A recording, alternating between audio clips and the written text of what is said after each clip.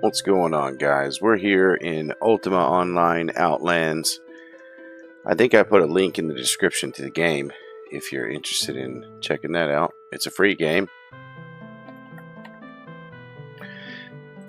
And we're just going to be hanging out, answering some objections tonight, or just general questions if you have any. But definitely looking for some open discussion, some open debate, some objections that we can resolve. And while we're doing that, we're going to be playing my PVM rogue here.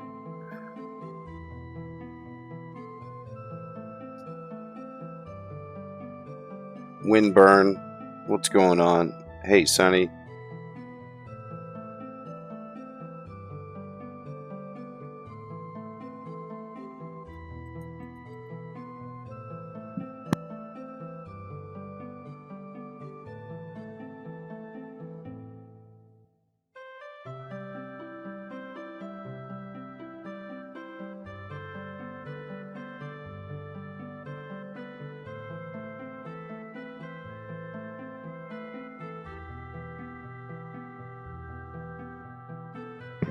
What's going on out there, guys? Hope everybody had a good week. Posted a few short videos this week. I'm going to do that again next week too. I've already got a few videos picked out and recorded to make it easier for myself.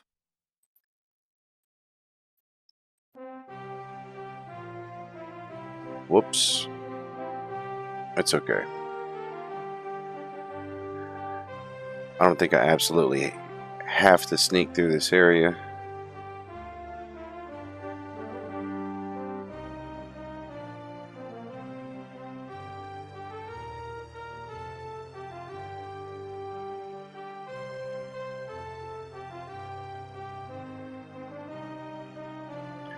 This is a very dangerous dungeon for a few reasons.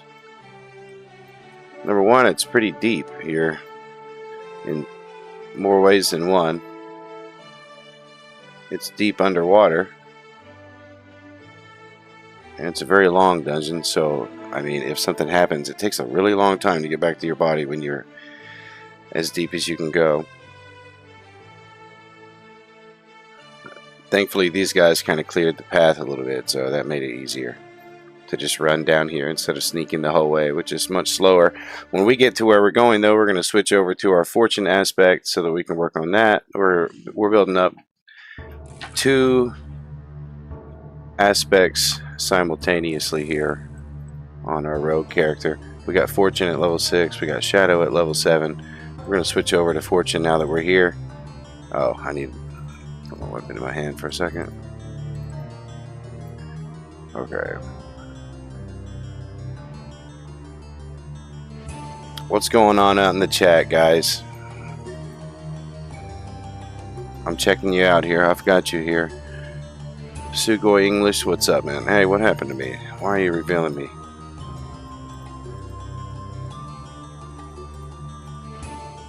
We're already up 4K.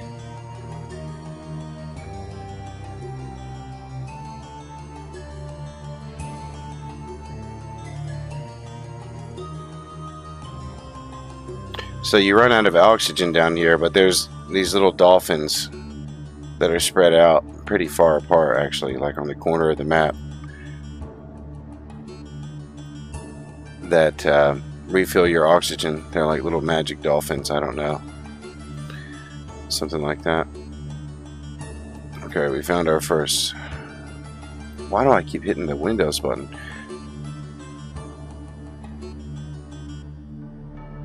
Sugoi English, what's up, Bob? Lori, hey, how's it going?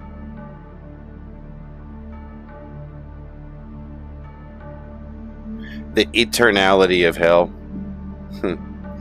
Well, you know, I'm kind of... We've got quite a few passages that say things that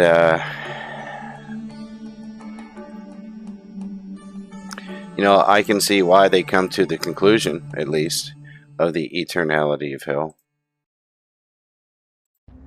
I wouldn't say that I've entirely made my mind up between the two positions. I don't know if I ever will. It's because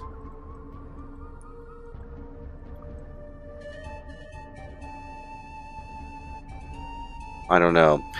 But one thing you have is you have this phrase in Revelation where when it says that they are cast into the lake of fire, that the smoke of their torment will rise forever and ever.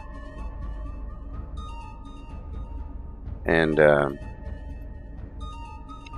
but you just have phrases like that, though.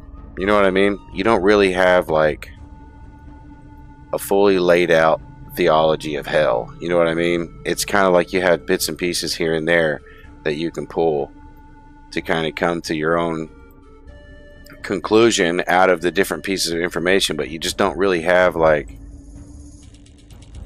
you know, you have the thing like the worm never sleeps. Okay.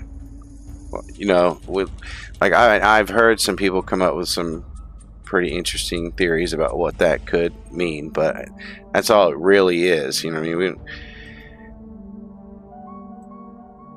That's just a, you know, we know that that's a Hebrew phrasing about the worm never sleeps or whatever. How? Because of that place, that was the place of the dead, you know, where they had that big pit that some believe was connected in some way to actual Gehenna, but that's a like spiritual Gehenna also, that it was had some connection in physical reality, but that's another story. So I would say ultimately that I don't know for 100% fact of like what I think. So hell is a place that will exist until the great white throne judgment, and then people who are in hell will be resurrected and they'll go to the great white throne judgment. After that, they'll be cast into the lake of fire. Now, whether or not the lake of fire is some kind of eternal experience or not, I think that's what's mostly debated, you know, because hell is gone, right? And because the earth is made new, and hell is supposedly in the bowels of the earth. So they're cast into the lake of fire. We don't see hell again. After people are resurrected, we don't see hell again. It's like a holding place for those who are resurrected unto death. Now, and that's an argument that annihilationists make too, that it's unto death, like actual death, like death as in not existing anymore. But I mean, we don't have anything in the Bible that describes death as not existing. That's just something that we've like, that's more even of just a secular idea, honestly. Like, what kind of theology would teach that death equals non-existence? So, you know, there's a lot of really good arguments for both sides. And I'm not crazy about thinking about it. Just to be honest with you, I'm really not. Because it's not even, for me, in my thought at least, hell may or may not be like in detail. A detailed representation of hell is, I don't think, a necessary aspect of the gospel. I don't think it's necessary to know that specifically. I think that what would be more necessary is the sin and God's judgment toward it, and God's wrath toward you, which will result in that judgment, you know, and saving you from your sin, not only in an eternal sense, but saving you from your sin right now. That's the gospel, you know, and only whenever you're born again, right? Because the spiritual truths cannot be received by the natural man. They can only be spiritually discerned, right? Let me turn this music.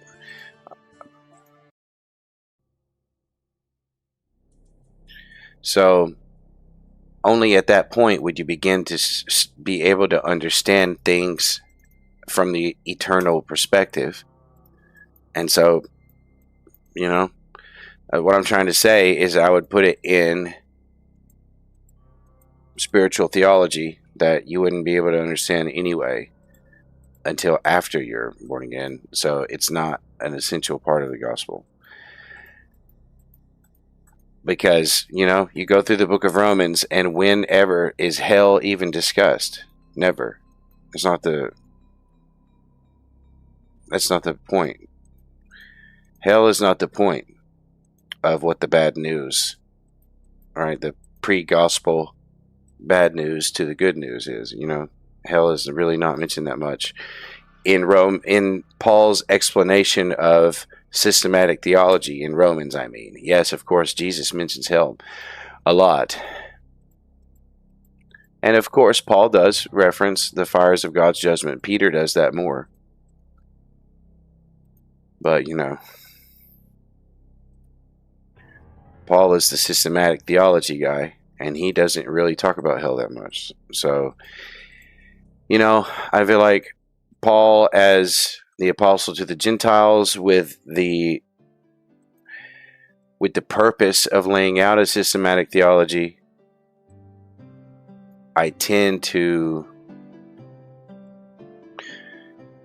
not to say like I'm of Paul or anything like that, but more along the lines of I understand what Paul's relationship to the Word of God is, in the sense that as apostle to the Gentiles, that's his very job. His apostle to the Gentiles was to, right, because the Greeks seek after wisdom, and I don't remember what it said about the Jews. The Greeks seek wisdom, but the Jews seek what? I can't believe I can't remember that phrase. Hang on one second.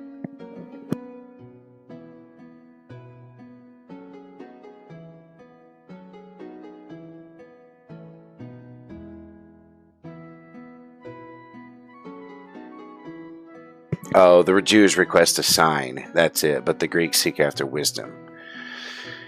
Yeah. And so they received their signs during the book of Acts stuff. And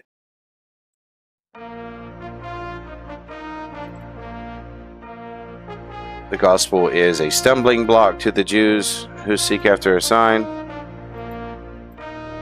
and to the Greek who seek after wisdom, it's folly, it's foolishness. But my point is, I guess, because Paul doesn't really talk about it a whole lot, I don't really talk about it a lot. I don't think about it a lot. You guys know the kind of stuff I'm usually thinking about: theology proper and soteriology.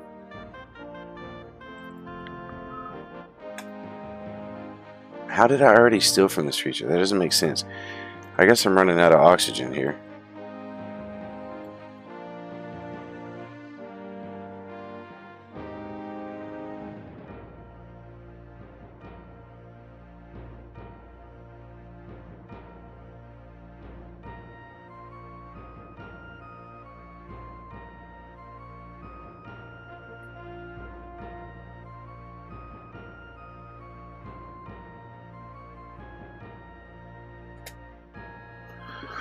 I gotta go up here and get some oxygen before I drown down here.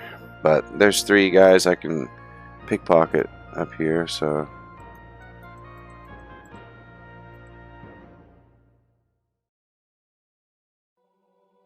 Where's the entrance? Right there. There's a dolphin, like, on the other side of this. But I gotta make sure I don't get killed. Please don't notice me. Okay. Alright. Smoke bomb. I got revealed, so I can't use a smoke bomb. Okay. Well, I died. But that's okay.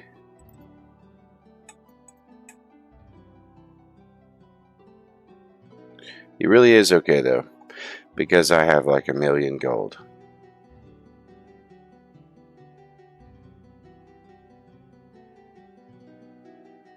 Or at least close to it. So I don't really care about that. I'm just trying to get my fortune aspect trained. But maybe we can get back down there. I don't know. I'll probably abandon that and go to Shadowspire Cathedral. I really like that place.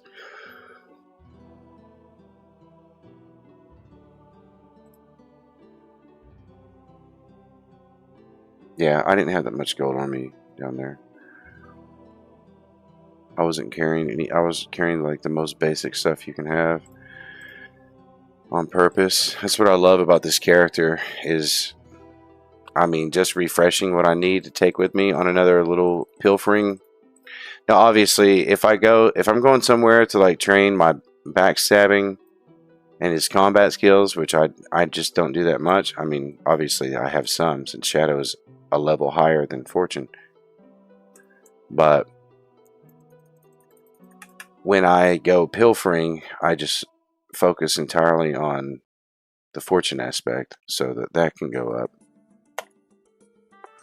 And it costs very little for me to get back out there. I'm just going to grab like 50 smoke bombs. And I'm just going to go buy everything else that I'm going to wear.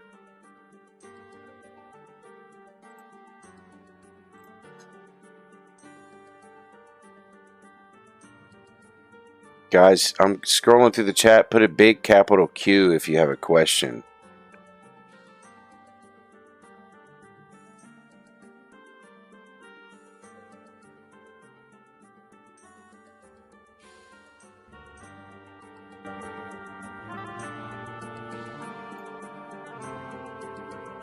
I'm looking.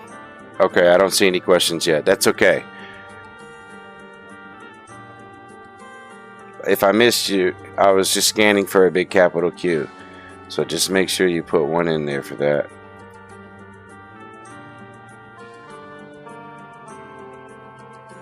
I have my cool hood blessed so that when I die, it comes back into my backpack.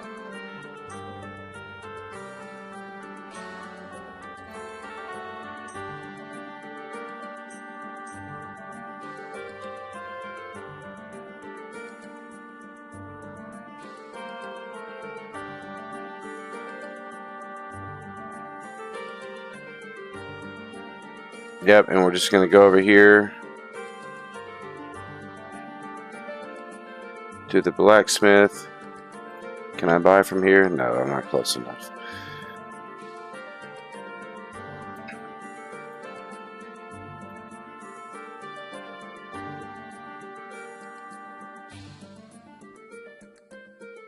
He's only selling armor? Oh no. I'm just going to buy like...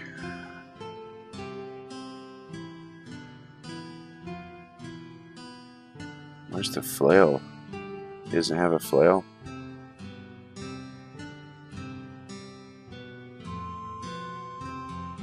I'm just gonna buy that mace. We start with stealth because it gives us more. We start with shadow, I mean, on our aspect on the way down there, because it gives us more stealth steps, and so we can get places easier when we have shadow activated. And then once we get where we're going, we'll activate fortune. But yeah, put a big capital Q if you have an objection to Calvinism, Reformed theology, or the Bible in general, or if you have some kind of biblical question or a Christian philosophical question.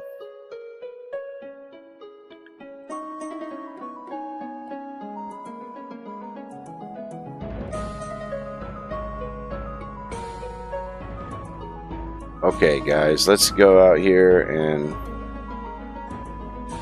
we're going to go back to, I think, what is probably my favorite dungeon, but I haven't tried them all, honestly. But, well, there hasn't been a big diversity of the dungeons that are the gold bonus dungeons. So, if you're going to keep making the same dungeons, the gold bonus dungeon, over and over, I'm going to keep going to that same dungeon. I mean, it's been like 3.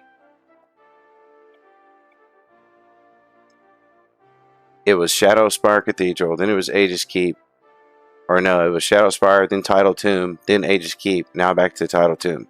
So, yeah, 3.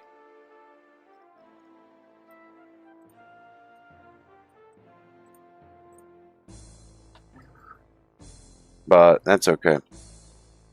Tidal Tomb is cool, but like I said, it takes so long and it's kind of dangerous to get down there. I'm just going to leave my stuff down there. I don't even care about it.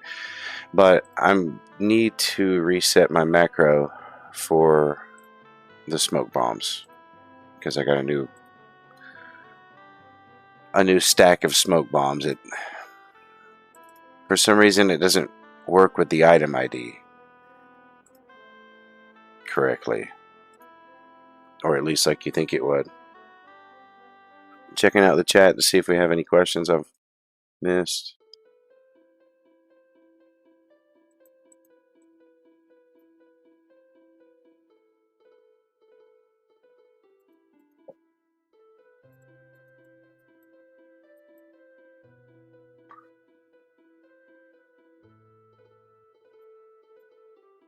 The pastor at the wife's church admitted being a Molinist on Wednesday. Okay. Is the Roman Catholic Jesuit philosophy middle ground between... Oh, is it middle ground between... Well, I mean, I don't even know if I would call it middle ground, because that would just assume that... That would assume in some way that if there is a scale, between Calvinism and Arminianism, that it somehow fits in between there. I don't know. I would just say it's another excuse. It's just another method of trying to imagine some scenario where we have free will. You know what I mean? And that one, and I mean, Molinism is quite a reach. I mean, there's just, when you tell them, the Molinists, that is, that there's nothing in Scripture that describes reality even similarly to what you're saying that reality must be like. And it's like, yeah, you're right. Scripture does not describe reality in this way, but it doesn't not describe reality in this way. Like, on purpose, you know what I mean? It doesn't describe it not this way, you know what I mean? As in, like, it's consistent with the worldview. Like, it could exist this way in the worldview that the Bible does present, and it doesn't, they're not mutually exclusive. That's what they always say. That the worldview presented by the Bible and the stuff in the background behind it that they're talking about are not mutually exclusive ideas, that they work together. That's their argument, but it's still, though, you still just made it up, though. You know what I mean? And we talk about that pretty often. Like, using your imagination and you imagining that something is possible in no way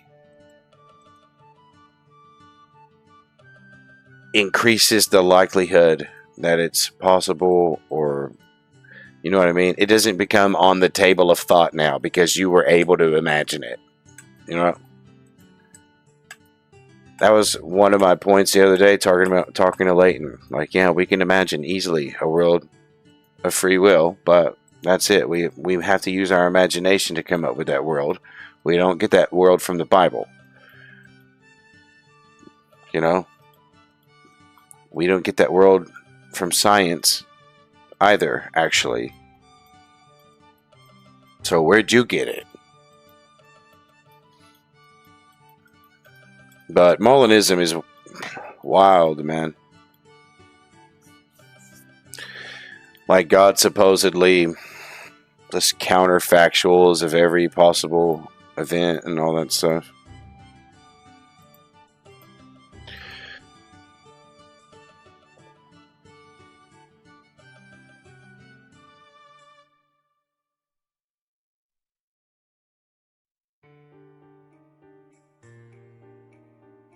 Middle knowledge. It's crazy. Middle knowledge is ridiculous.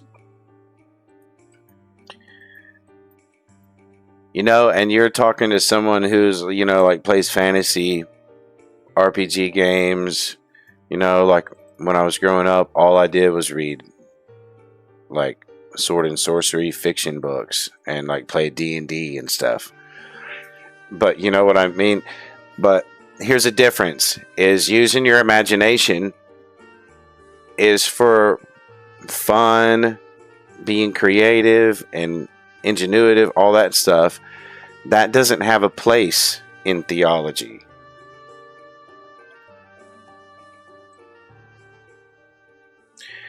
It doesn't have a place, at least in... It doesn't have a place in creating theology. It has a place, perhaps, in understanding the theology that is being presented in, you know, and expressing it in a unique way. Perhaps your imagination might help with that, but that's just word order. You know what I mean? And that's just vocabulary and word order is all that. You know what I mean? And like expounded philosophy. That's not like adding concepts, adding new ideas. You know what I mean? Like, oh, no one... It's not like, oh, no one has ever presented that idea ever before. That anyone presents a new idea that no one has ever presented before in Scripture, then it's Bologna.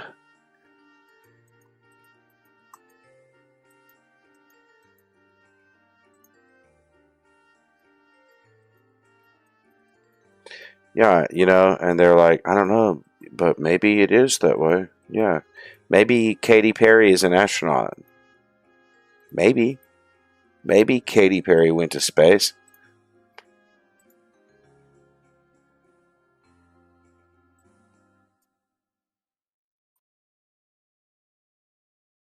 I think it's time to switch over to our fortune aspect.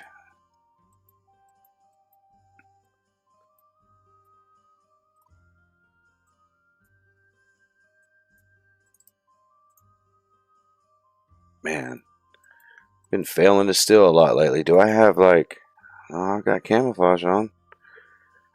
I thought maybe I had my backstab set up on in my Thieves Codex, but I don't. I have my pilfering set up, so I don't know why I'm missing so much, but it's okay. We'll sit here and chat while the cooldown for my smoke bombs goes down.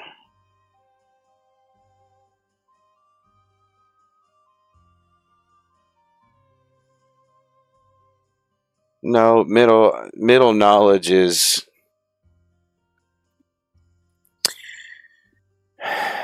Middle knowledge is the idea that God calculated all potential realities. Like all decisions that all the people he made could have made at any given circumstance. Like in any given circumstance. So we're talking about maybe infinite number of worlds, since God is infinite, and so, you know, the ideas that God could come up with would be infinite too. So that immediately, I don't know, man, it's just so crazy. Anyway, so the middle knowledge is the idea that God calculated all possible realities that he could possibly create, and that because of some factor that we're not really sure of, like they suggest that maybe it was like the least... He chose the world after calculating all that. He chose to create the world in which A, the most people would choose to be saved, and B, like the least evil committed at the same time. Like whatever the best ratio between those two things is, that's the universe God chose. And it, you know what I mean?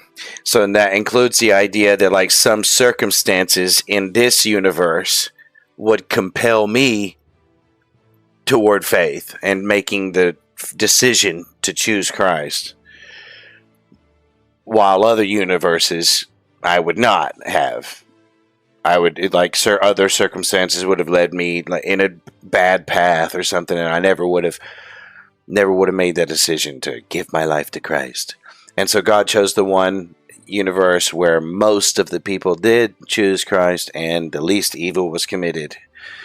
I think that's like their theory, though. I think that they would admit that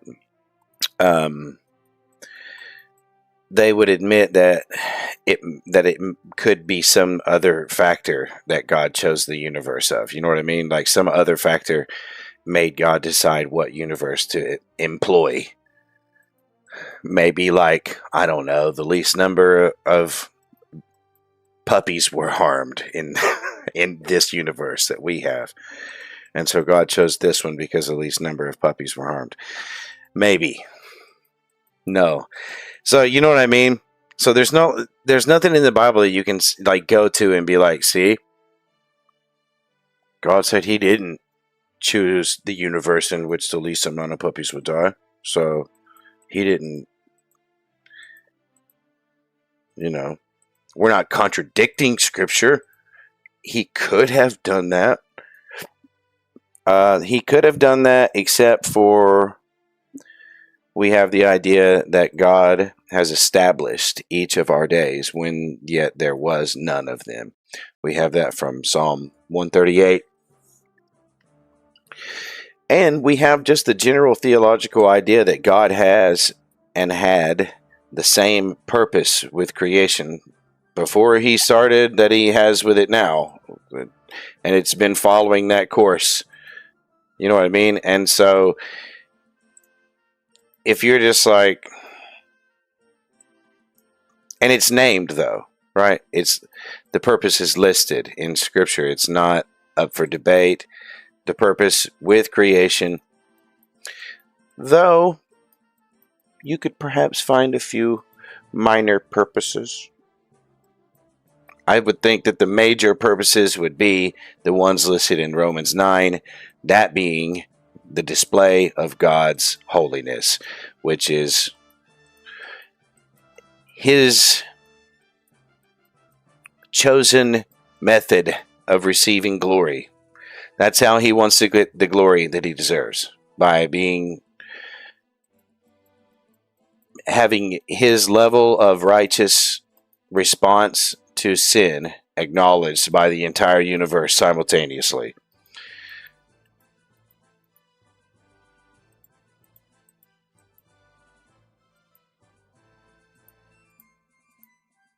Isn't it interesting that that's what God chose?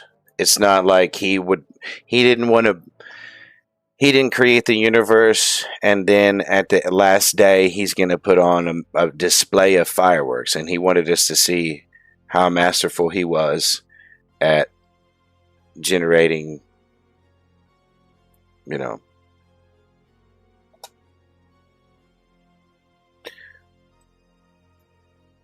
combustibles. He specifically chose, I want to display my reaction to sin. That's the glory that I want. I'm going to go to create a universe where I can show what my reaction to sin is.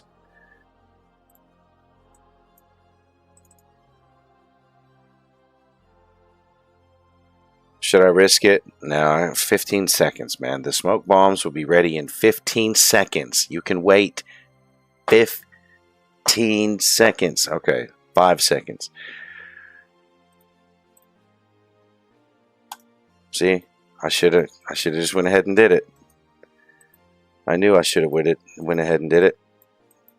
Yeah, okay, I better go ahead and get out of here. See, when they start coming in, it's easier to do this when there's nobody here, because when they're fighting them, they're always popping these AoE attacks that are hitting me while I'm invisible over here.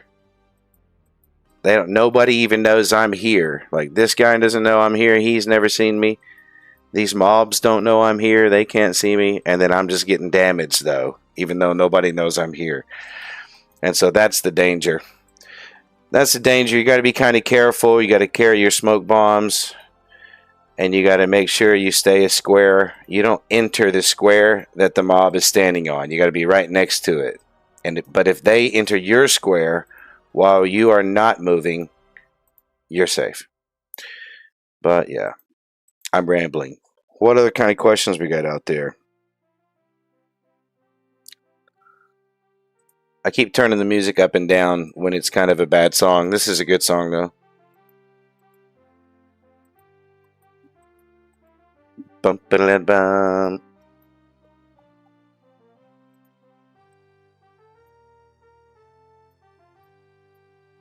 Ooh, that was dangerous.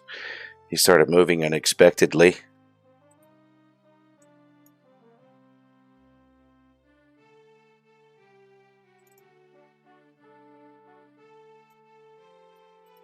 Bum, ba-da-dum.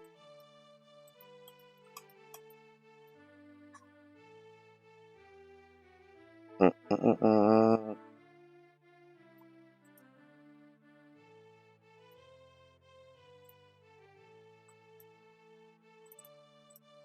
Nice. Moving right along here, guys.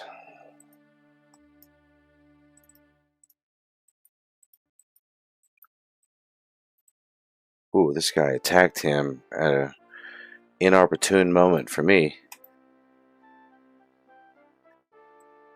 This reminds me of the old game. This song.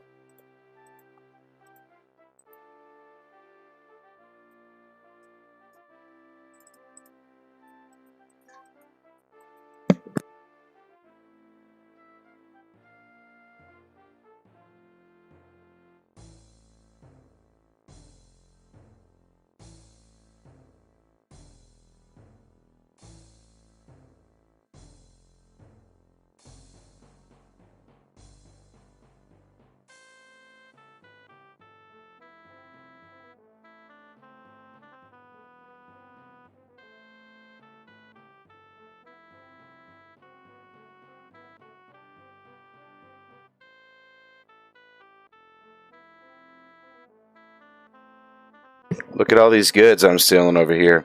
You know why I'm getting so many of these? Because I have this chain that has a plus 1% mastery link for getting special goods, and I have this fortune armor on. And so it makes my pilfering very beneficial. I get all kinds of cool stuff that I can sell. I'm going to sell this for like 30 grand. This command aspect core.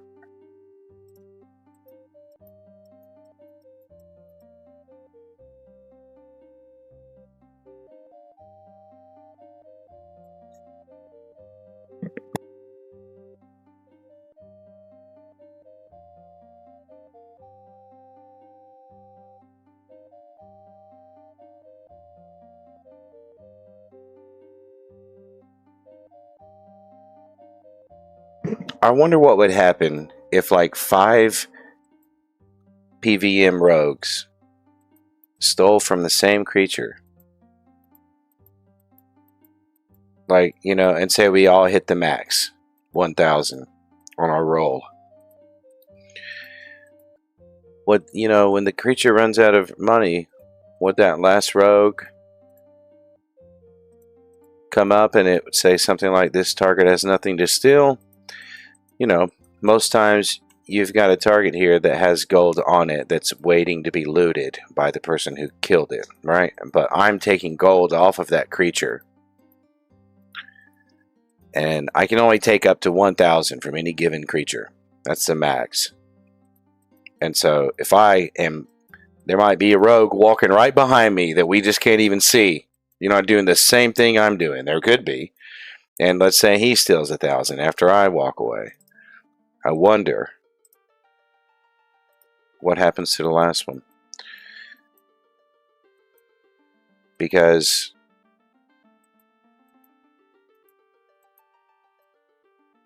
it does take gold off of the monster. Like it does actually take gold out of its pack. So like the person who kills this monster won't get as much gold as he would have if I was not here doing this.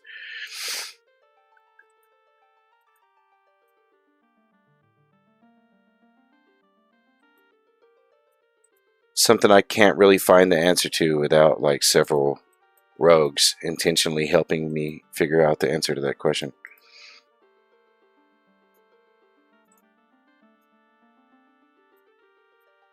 Our fortune aspect is really easy to level by doing this, man. That's what I like about it. Oh, that was close.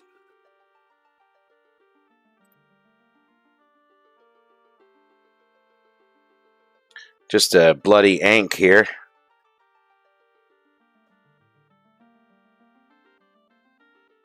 That's another thing I like about the Shadow Spire Cathedral. Very religious place.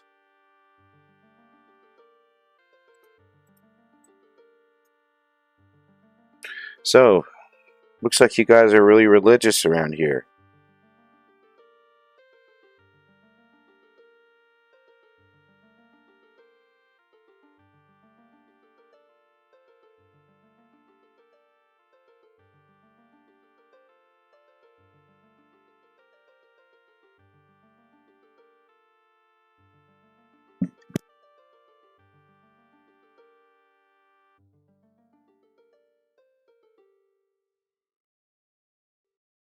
The name of this creature, I don't know if you can see that text or not, or if it's too small. It's Spectral Pontiff. So they literally are religious. They have a whole priesthood here and everything. Seems accurate.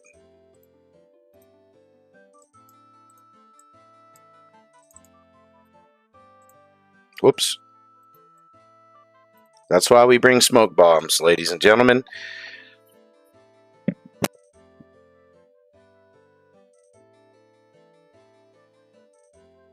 Hey Sheep, what's going on? We're here in Ultima Online Outlands, just answering. Really, we haven't had a lot of objections or questions, and that's okay.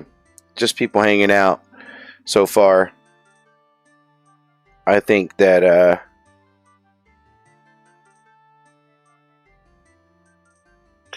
I've probably blocked a lot of people who might come in here with objections. I'm sorry though, they're just so rude.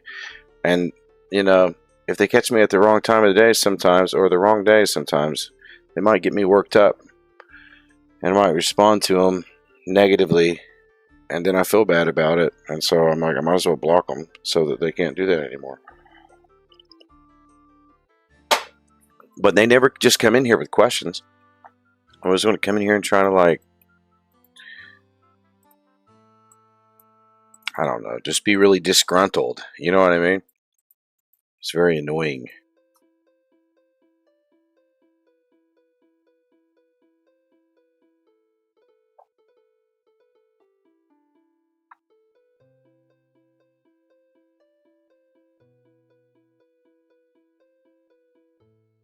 Yeah, I mean, yeah, you're right about that. Working to maintain peace of mind. I do have to do that. I work a lot of hours, and I have 2 boys, and I got a lot going on.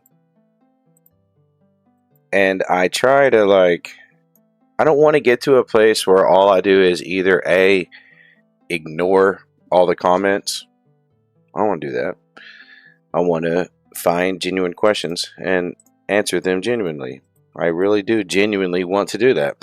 And so I don't want to ignore comments. So option A is ruled out. Can't do that. Option B is like just kind of strategically troll those people, you know what I mean, into continuing the conversation. And I do that well pretty sometimes. When I know they're just here to be belligerent, you know what I mean, and they're not really listening to what I have to say, I just kind of troll on those people. But it doesn't always work. I'm not always able to maintain that. And so whenever they get too belligerent, I just usually end up blocking them. I'm not always in the right state of mind to sit here and like intentionally troll someone and amuse myself. I don't even really want to do that. You know what I mean? But sometimes it feels like that's my only option. The only viable option that's not like saying, okay, like, you know, I don't know. You know what I'm trying to say.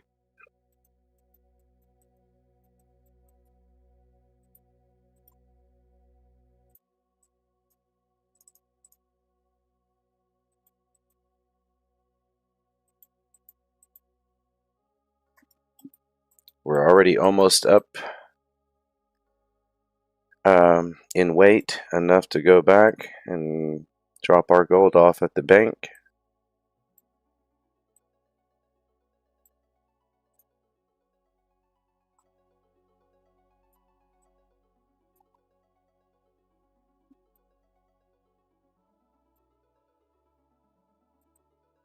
Yeah, guys, if you've never played Ultima Online before, it's just a really great game. It has great music. It's just got that old school retro feel to it because it came out in 1997.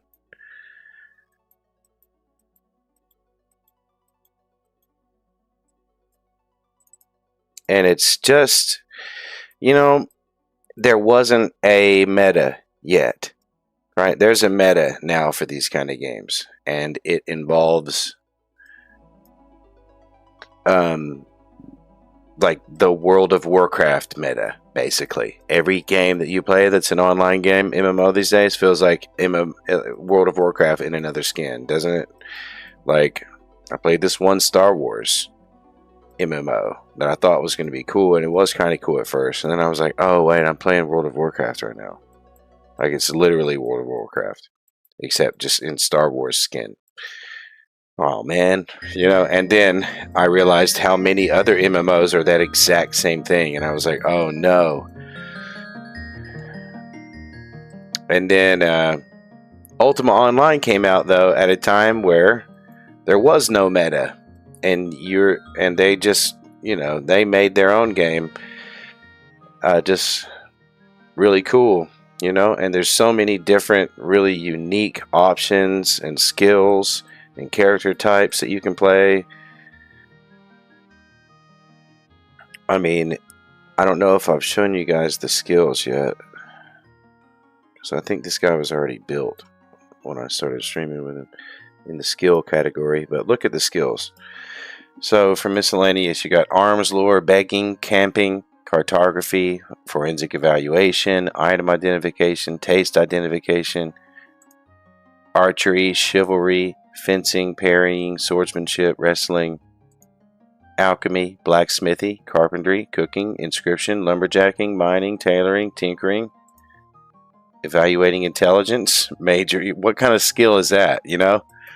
Like, that's a legitimate skill, evaluating intelligence. That's what I love about this game. Majory, meditation, necromancy, resisting spells, spirit speak, animal lore, animal taming, fishing, herding, tracking, veterinary, detect hidden, lockpicking, poisoning, discordance, musicianship, peacemaking, provocation, arcane focus. All my skills that I haven't even started reading those yet. Anatomy, which I don't have anymore, at least. Healing, hiding, mace fighting, snooping, stealing, stealth, tactics. And I guess they added some new skills very recently, it seems. There was a patch that was talking about that. Dual wielding, that's very cool. A very cool new thing I'm going to have to try out. And throwing. So guys, the skill list is just crazy. That's one of the first things that made me just really love this game, because it reminds me of D&D. If you ever played D&D, that's what you get. You get a huge list of skills like that. that really make your character feel unique. I mean, there's meta builds, of course, but this guy isn't that. He is by no means meta.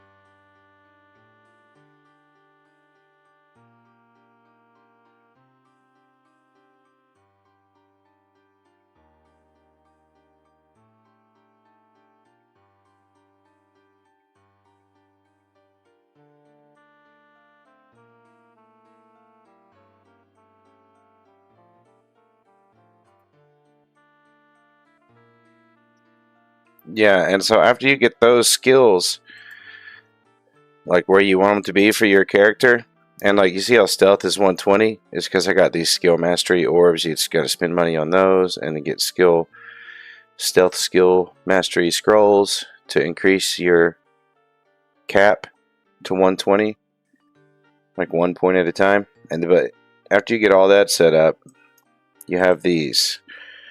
I have Fortune and Shadow unlocked, but there's a lot. Frost, Gadget, Harvest, Holy, Lightning, Lyric, Madness, Poison, Shadow. I have that one too. Avoid, War, Water, Air, Arcane, Artisan, Blood, Command, Death, Discipline, Earth, Eldritch, Fire.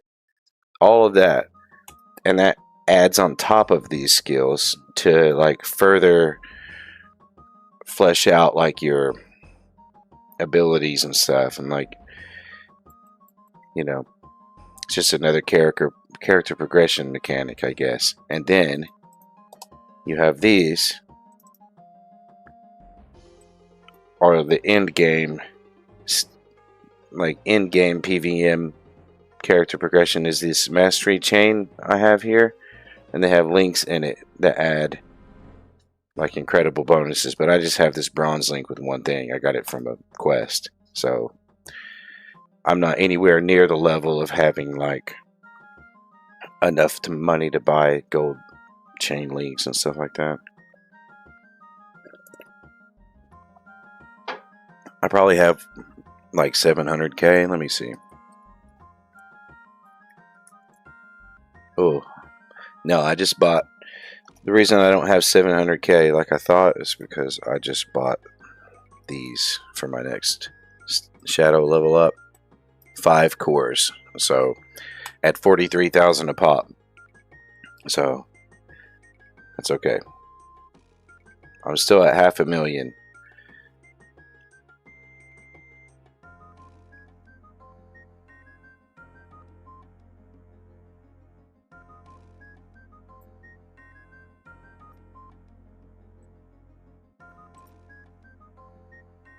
Ooh, I think someone just swiped the core that I was holding out of my backpack. That's a PvP thief. I'm not a red hand thief. I am exclusively a PVM thief. Yeah, it looks like they got it, man. Looks like somebody got my gadget core I was carrying. But you gotta be careful. You gotta be careful, and you can't stay still for too long in town. Or you gotta do what I'm about to do and like get to a good spot next to the bank. Say bank, and then use the hiding skill afterwards. So bank, hide. So now nobody can see me, and I can put my stuff up without worrying about somebody stealing from me. I literally just got that gadget cord jacked right off of myself.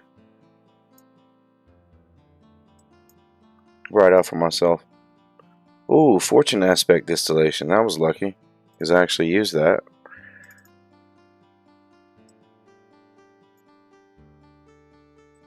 These research documents are worth like 40k.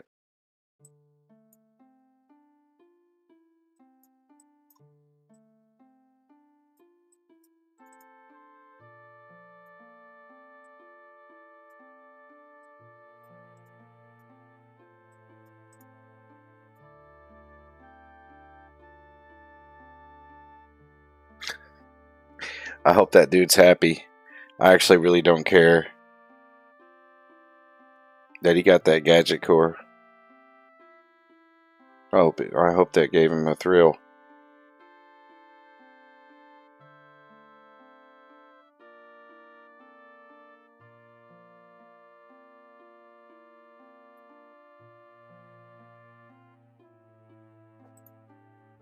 Yeah, it's a really cool game, man.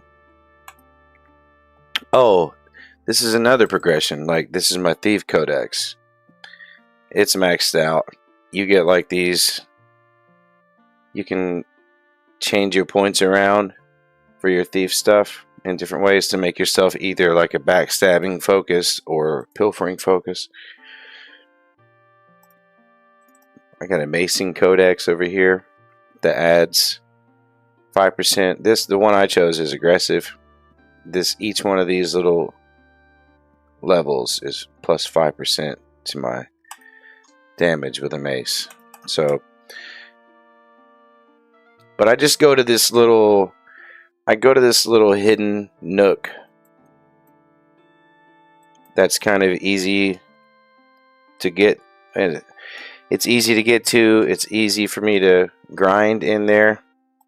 And when I'm at work, whenever I have downtime, I pull it up in the background. If I'm waiting on somebody to download something for 10 minutes, I Alt-Tab into this. It's not bad.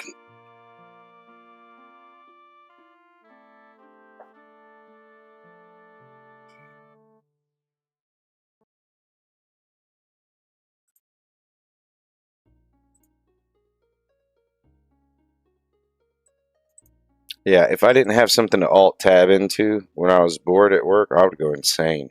I'm just that person. I would be completely insane after just like a couple of weeks.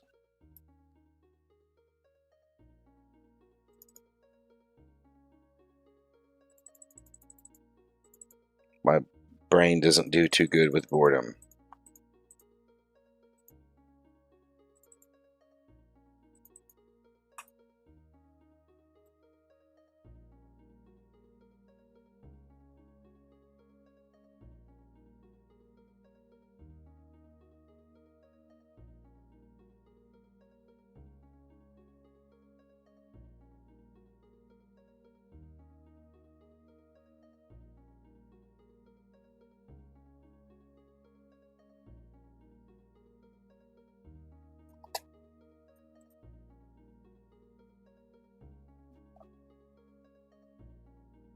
It's a really cool game. The link to the place you can download this game is in the description of the video if you're interested.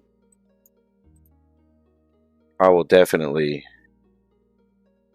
Oh my goodness. If you join Outlands, I will definitely hook you up with some cool stuff to make your time in the noob dungeon a little easier. I'll definitely go buy you like a really cool set of armor and weapon.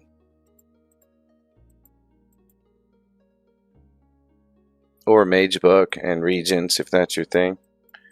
But they hook you up pretty good in this game though, so you can get started as long as you can figure out what you're doing.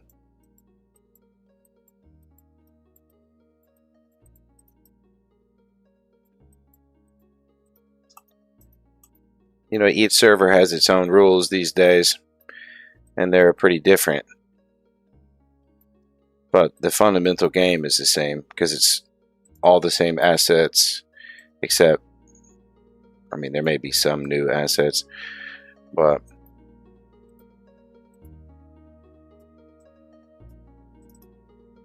they're allowed to use the assets. They made it open. They made the assets open, but the map, the original Ultima Online map, that is not. So they have to make their own map if you're going to make your own server.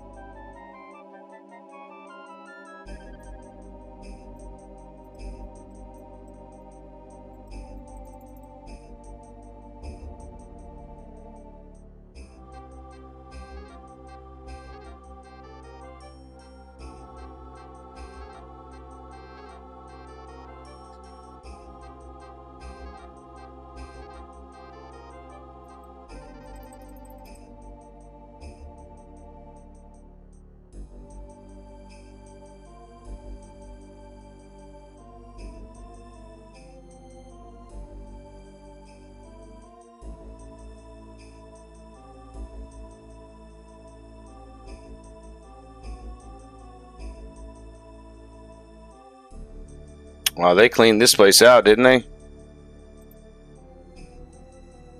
At least they left me some gold on the ground.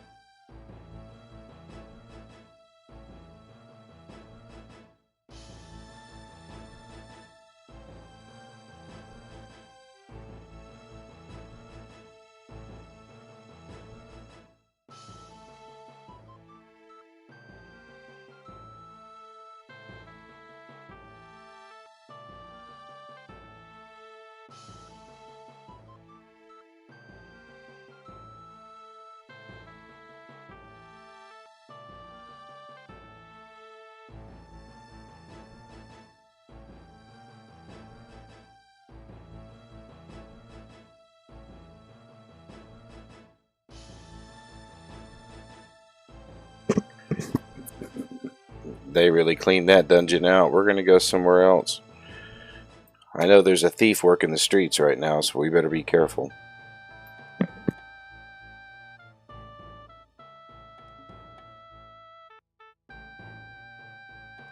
I mean, just to, that kind of sucks to get stuff stolen from you, but honestly though, to be playing a video game that's based on like D&D, and just to even for that phrase to leave your mouth, there's thieves working the streets tonight, so we better be careful.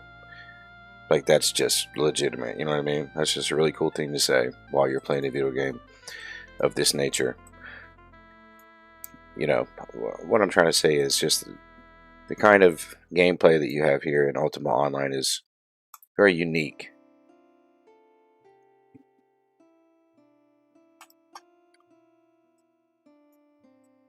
I think that if anything is the meta, that something like Ultima Online should be the meta that everyone's trying to follow, like trying to be your own thing.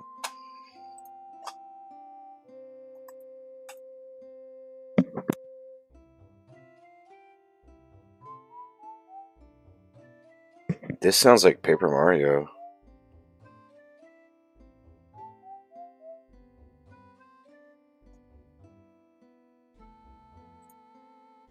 I mean, just not. But that part sounded like Paper Mario. That Yeah, I don't know. That really sounds like Paper Mario.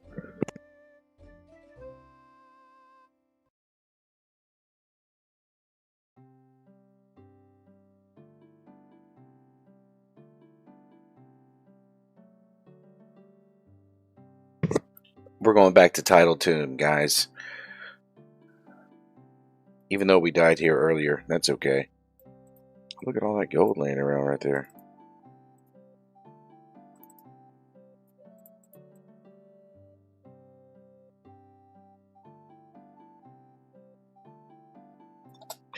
So this is the gold bonus dungeon this week. I wonder how good it is to steal from these like level 1 creatures. I haven't really even tried. See what I can get off of them.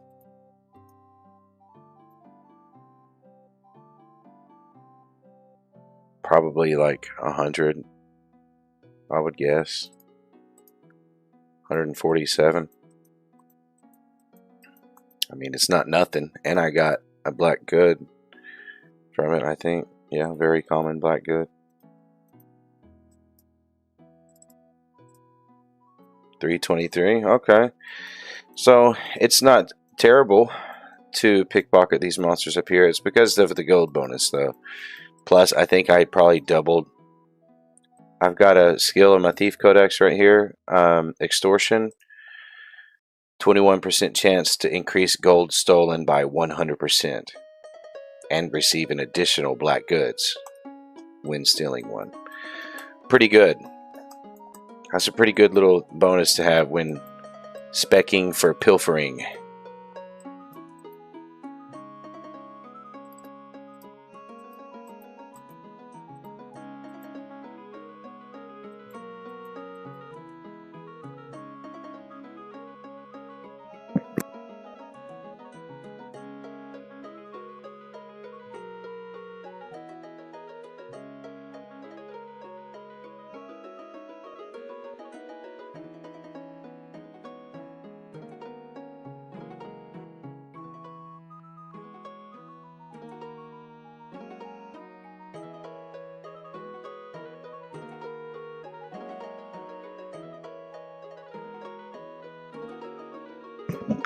Yeah, this game is like paradise for a nerd.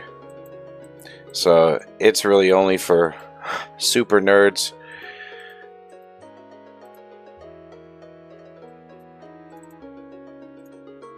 I don't think like most everyday people would really even find this game to be enjoyable.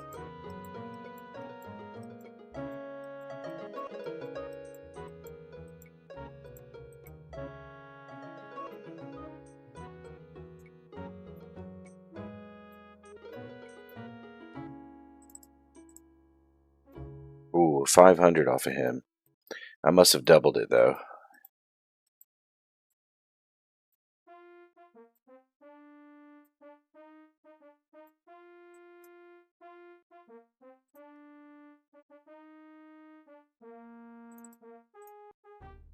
Oh, I got 1,000 off of him?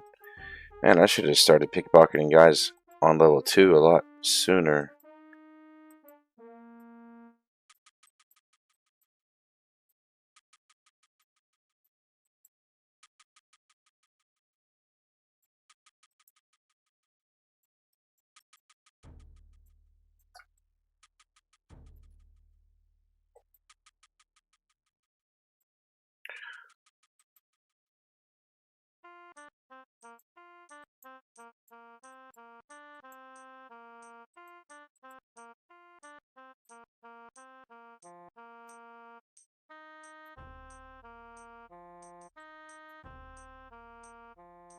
Yeah, so you have to be a pretty super nerd to be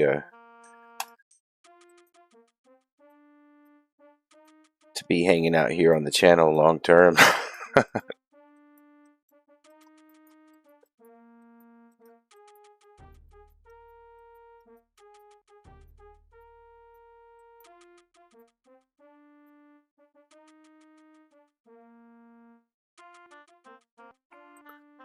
Hey, do you guys want to keep listening to the music? Oh, you guys want to keep listening to the music? Or do you want to listen to something spooky here in a minute?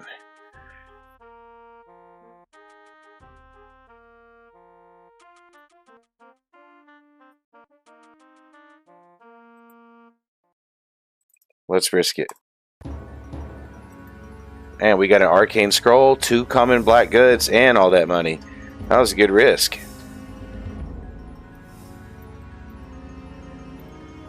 Sometimes you just gotta take them.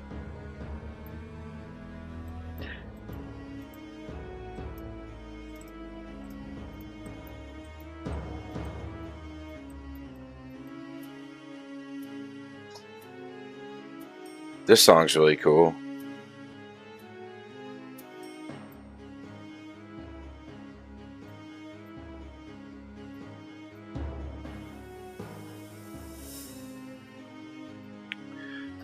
Yeah, this song is beautifully made.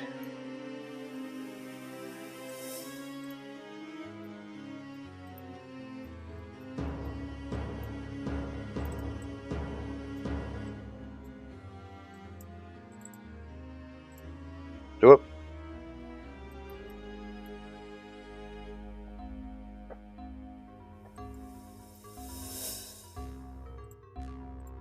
We're gonna try it.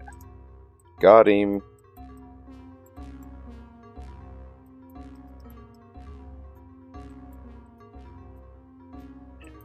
Cool, we're not even on level 3 yet, and we already have almost 7,000 gold.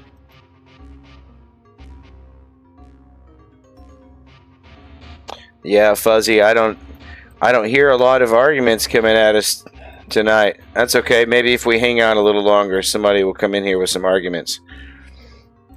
Or some objections, however you want to call them.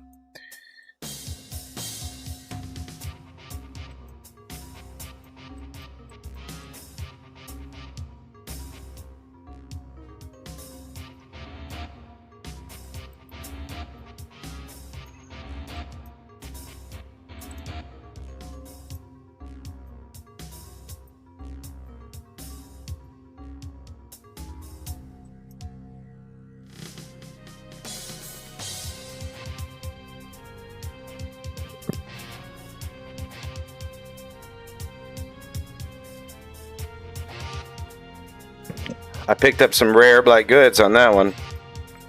That's always nice. Rare blue goods, more like it. Not interested in the game. Listening to any interesting biblical thoughts? Yeah. Whenever I get in the game and there's not really a lot of questions coming out, we can kind of devolve into just mostly hanging out. But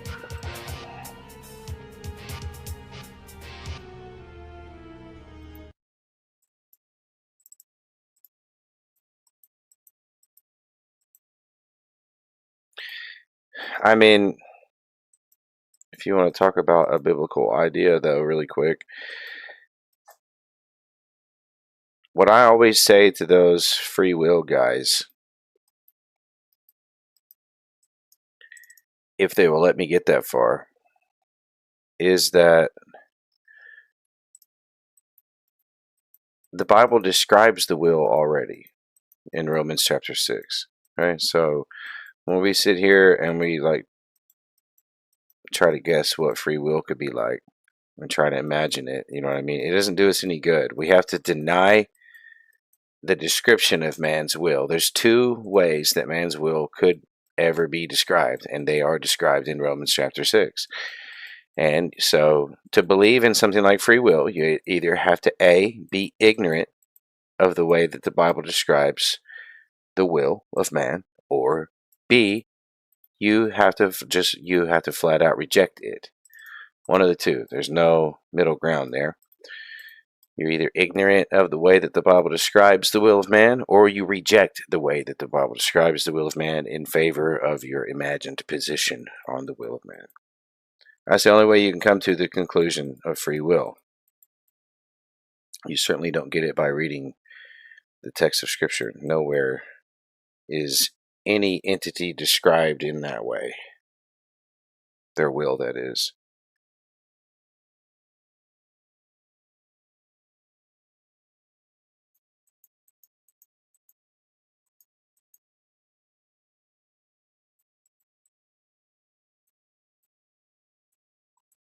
Oh, what was that explosion, man?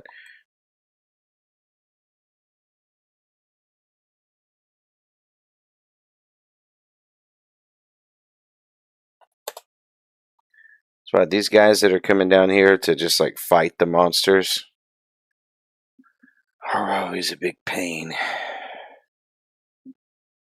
Because they're getting the monsters all riled up while I'm trying to pickpocket them. It's not good for business, man.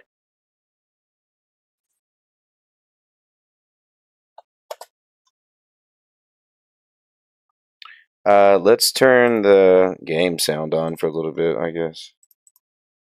I'm getting sound bored.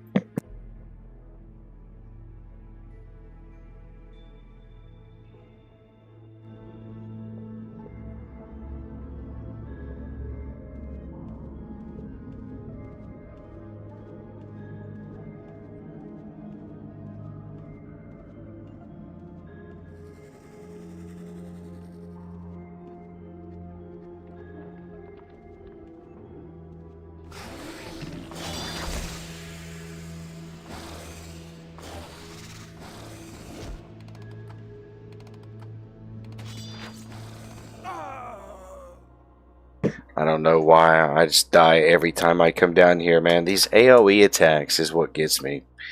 When people are running around here getting these monsters all riled up and they start blowing fins out their back and stuff.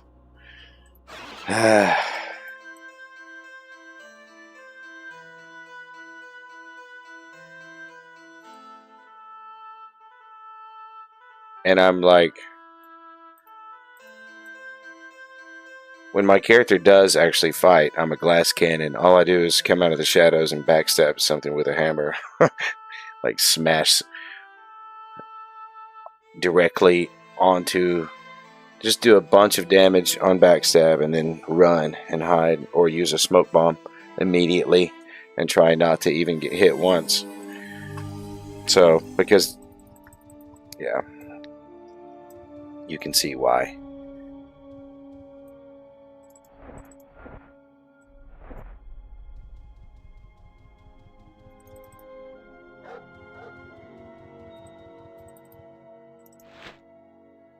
Fortune is really close to leveling up.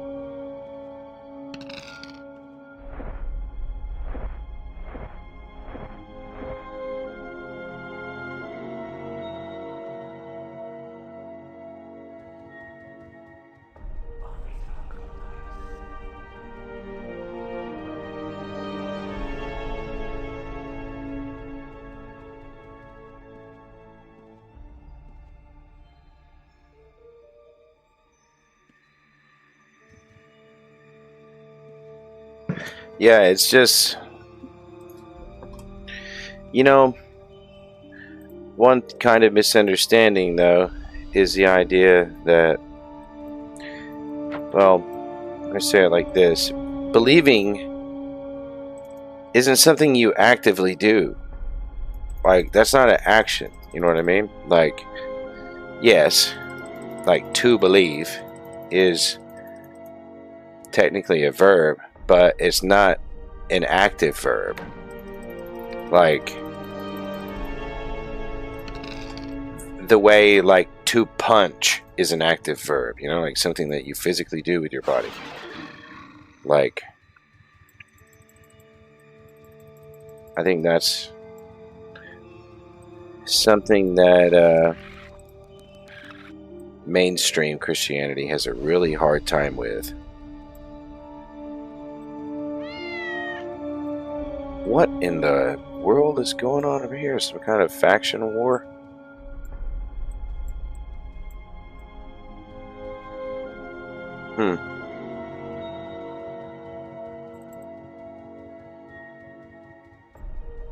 We're not involved in factions and all that, so...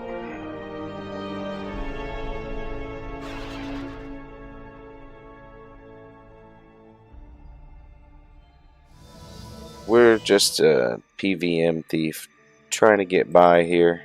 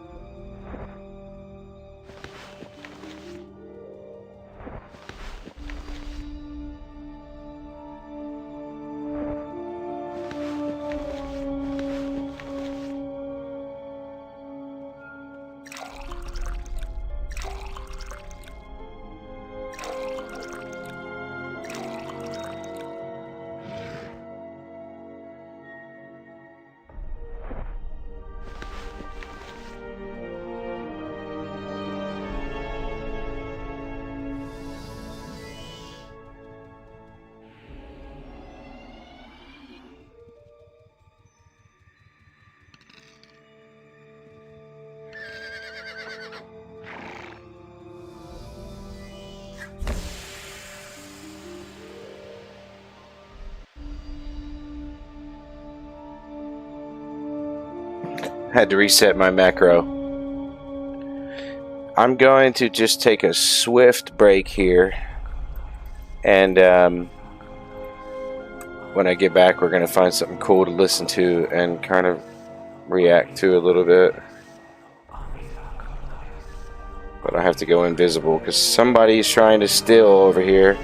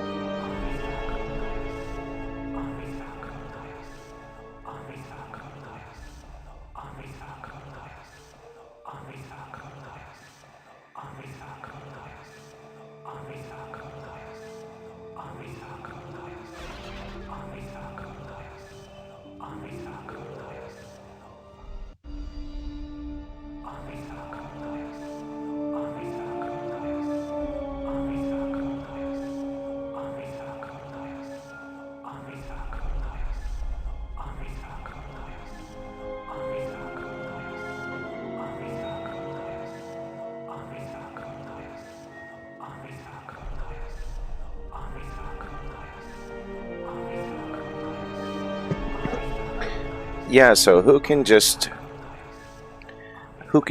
choose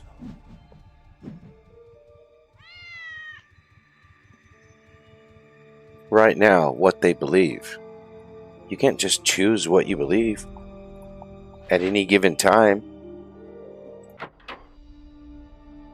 about it, about anything. Yeah, your mind can be changed, but you don't change your mind. Other information changes your mind.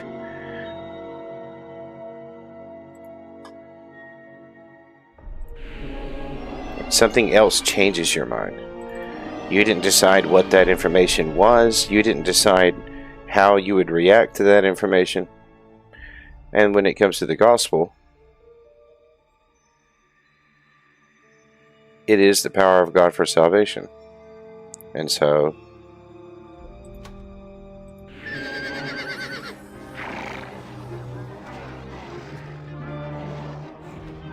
basically, God has to be activating His power for salvation for you to believe it.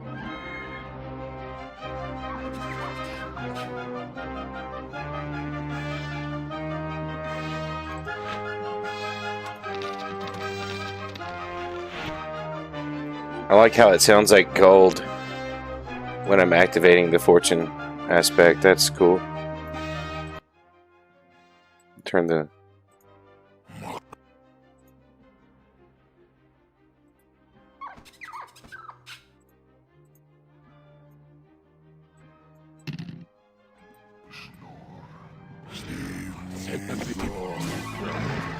Alright, that's scary.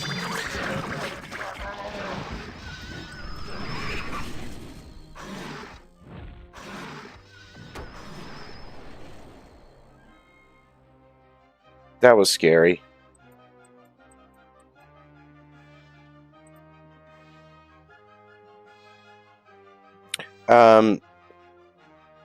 We can talk about that. We can talk about evanescent. Christ.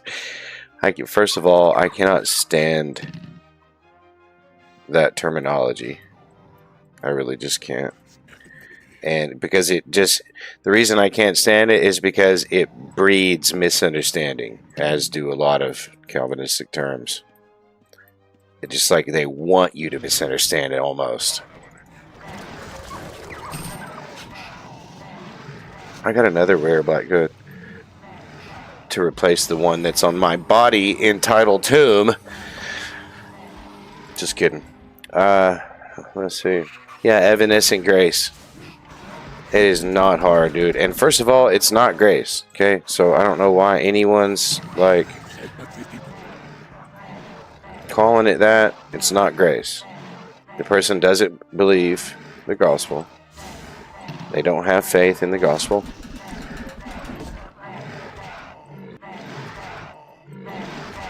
That's the root, right? They are the Matthew 13 soil that has stones. They are the one where they received the gospel with joy for a time, but they had no root, and so when persecution came, they were overcome.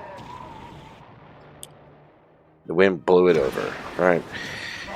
And it didn't have a root, so it didn't stay. And 1 John 2:19, they went out from us to prove that they were never really of us. That's who evanescent grace is talking about, and I don't know why it calls it evanescent grace. Like, stop calling it that, please. Please. Like, God's grace and salvation is not on this person. It's not evanescent. Abuelo. How's it going, Grandpa? Yeah. This is Ultima Online Outlands. It's a private server. And, why could I not use my smoke bombs in that moment? Something wrong with my macro?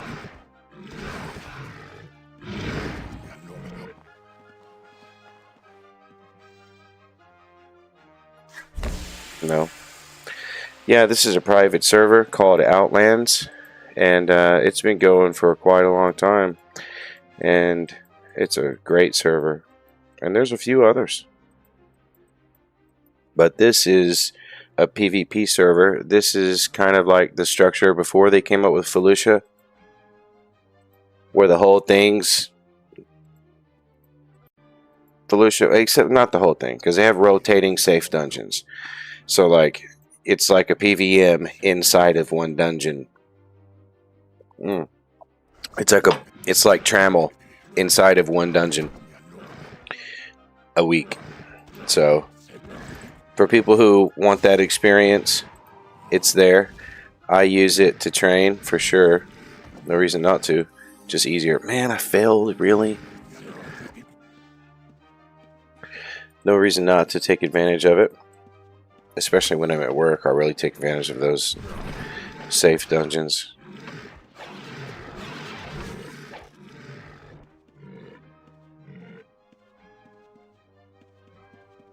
Man, they're just like emptying this place out. I guess this is everybody's favorite dungeon.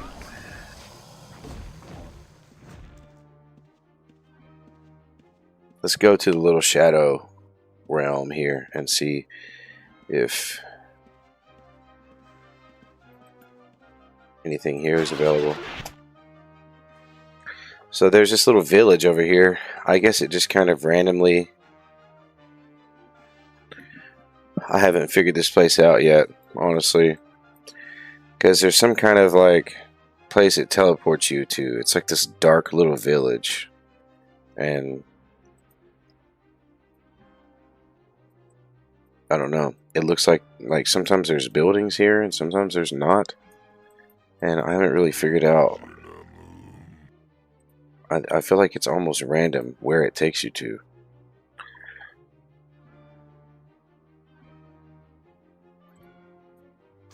Come on, man. I am failing so much.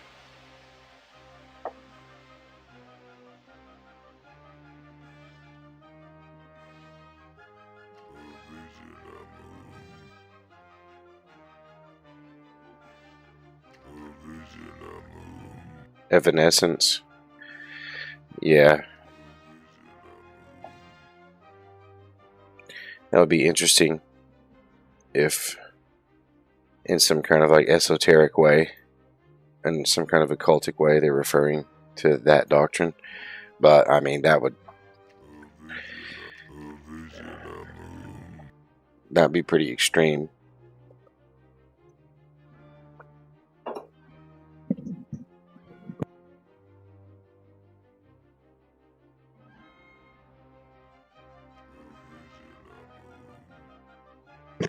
Because, right, I mean, like, if you believe, I mean, goodness gracious. You know, that's the thing. People think it's something really difficult, and they still, like, look to themselves for evidence. You know what I mean? And, people talk to me all the time, like, oh, I'm questioning my faith because of sin. Like, hang on a second. You're telling me that you're having some kind of negative spiritual reaction to sin? Right? Is that what you're saying? Like, we're making this stuff too hard, guys. You know what I mean? Oh, you sinned like Paul in Romans 7. You're struggling with sin like Paul, huh? Okay. So what's the big deal? Exactly. I don't know. I guess, and another thing that I always say is, like, don't ever sit here and have faith in your sin to damn you. Like, have more faith in your sin to damn you than you have in Christ to save you from said sin. Is your sin more powerful than Christ and his sacrifice? I don't think so. So, you know what I mean? We're sitting here having this conversation. You're sitting here thinking about these things. These are spiritual truths. This is called conviction. Okay? So, you need to go to a closet somewhere and you need to talk to God about whatever sin it is that you're committing all the time that's making you feel this way. And quit playing around with, oh, I don't have faith. Yeah, you do. Or we wouldn't be having this conversation. You'd be like, who cares if I committed sin? Like, I don't even believe sin is real. That's what you'd be saying if you didn't have faith. Like, I didn't break the law of the land, so I'm good. That's what you'd be saying if you didn't have faith. So quit being silly.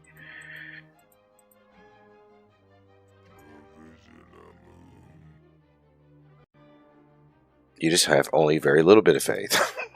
Sorry. I had to throw that in there. I'm just joking, though.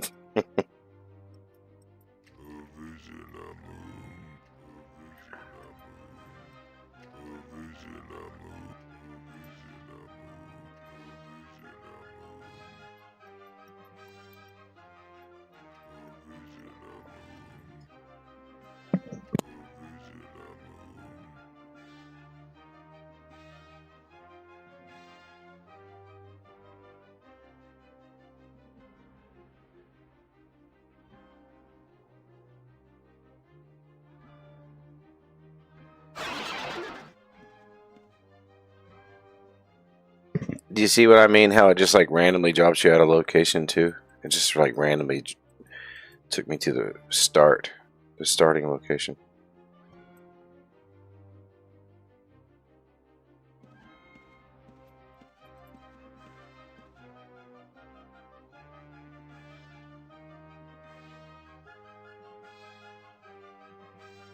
You know what we should do?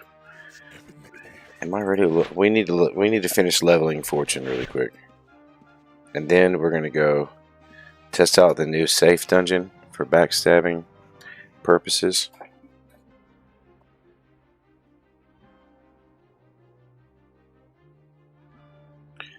But let's think of something here that we want to listen to, though,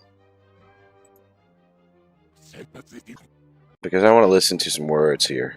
I'm getting tired of music.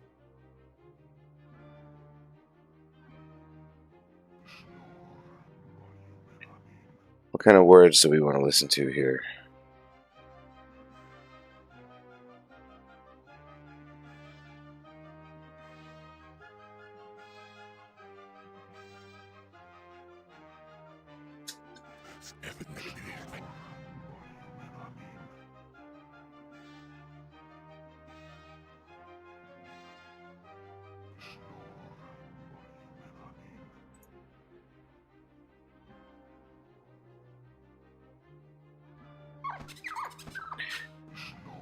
I used to be a fan of Woodward TV, but he started using too much AI to write his scripts. I can always tell when someone's using AI to write their video script, and it makes me feel disheartened when I realize that someone that I used to enjoy their content has switched over to allowing AI to write all their scripts for them. It's very obvious. Anyone who always says it's not this, it's that. It's not just this. It's also this. Like, that's not a blank. That's a blank. You know, like.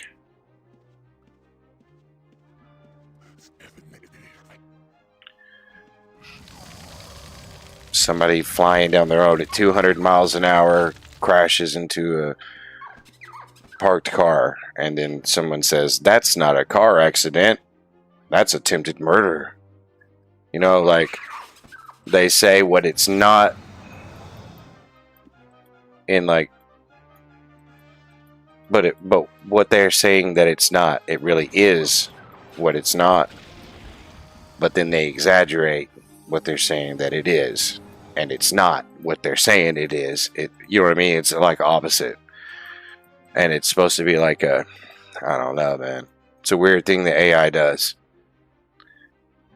It's not this, it's this. But the this is like a metaphorical. It's not really that.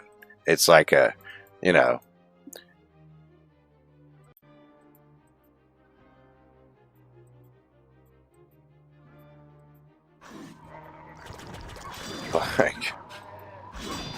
Like if I said, this isn't gay. This isn't a game. This isn't just a game. It's reality. You know, obviously it's really not actually reality, but because I said it's reality, you're like, oh, well, what he means is it's a game that's so realistic that it's like reality, and it's not like other games. but it is actually a game. AI does this weird thing. It does it every paragraph. Watch. You'll not be able to unhear it now. Every time, listen closely to your next YouTube video script that you listen to, and it's obviously scripted. It's not. That's not this. It's this. That's not that. It's this. It's the same format every time. It drives me insane. It drives me insane because I hear it everywhere now. It's everywhere. Everywhere. It's not this. It's that. It's not this. It's not just this. It's this. It's not only this. It's this. It's not that. It's this. All day, every day.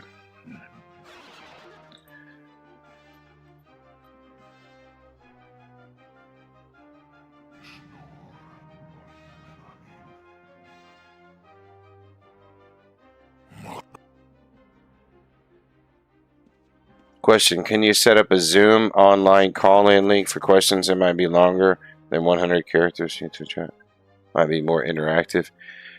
I don't know. I used to use Google Meets for that. I used to do that. I mean,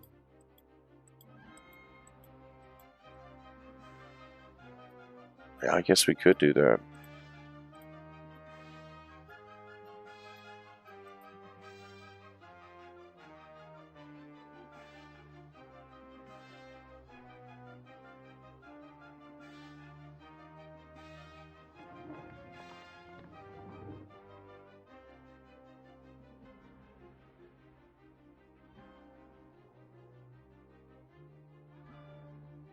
Speaking in tongues.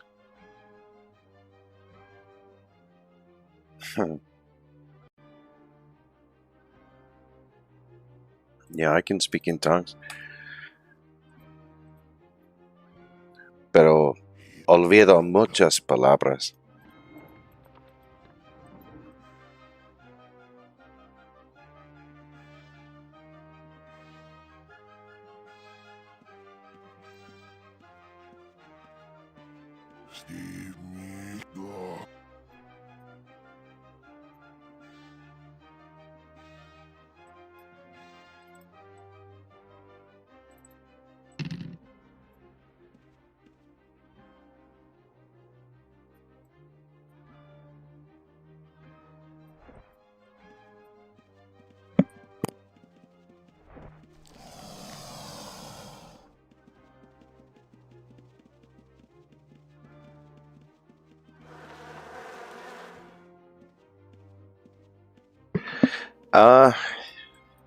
You want to do a call-in line instead of listening to something? We can do that.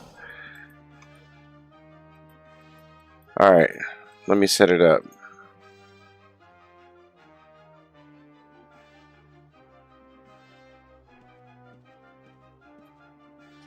But we can only do one person at a time, though.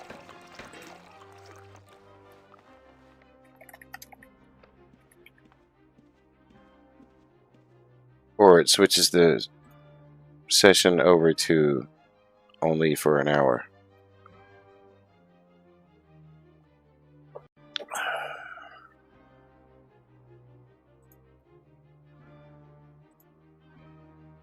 Start instant meeting.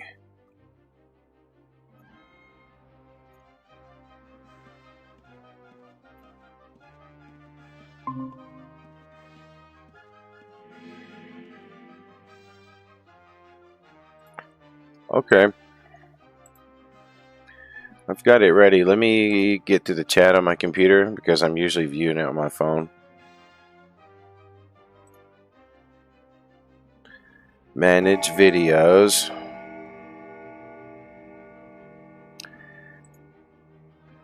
Live. Okay, here we go.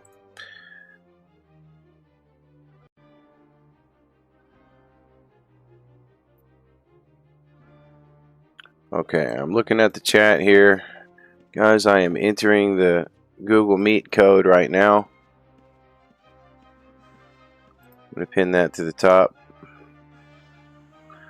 There you go. Now you can call in and ask questions and you'll be in the background here. Please get out of my face.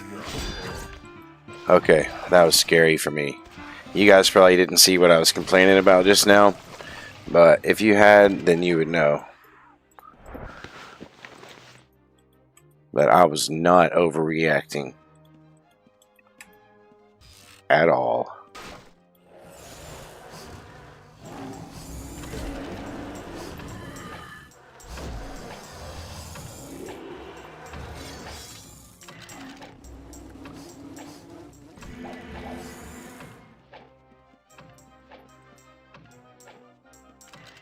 Yeah, there's a pinned thing. So if you have like something you want to call in about and ask, you can do that, or present some kind of objection. I think I'm supposed to hear you ringing in. So I don't see anybody ringing in yet on that. But I think you have to be signed in to a Gmail account. You might not have to. Probably just click that link. But you probably have to have something that can pick up your voice. I mean, you might just be able to treat it like a phone call. Maybe.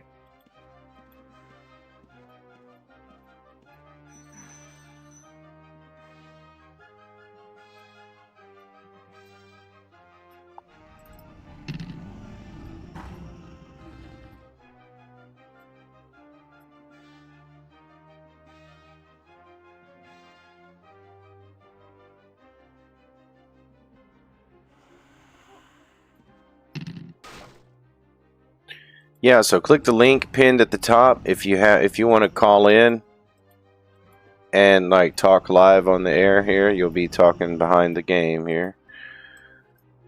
We don't need to see you.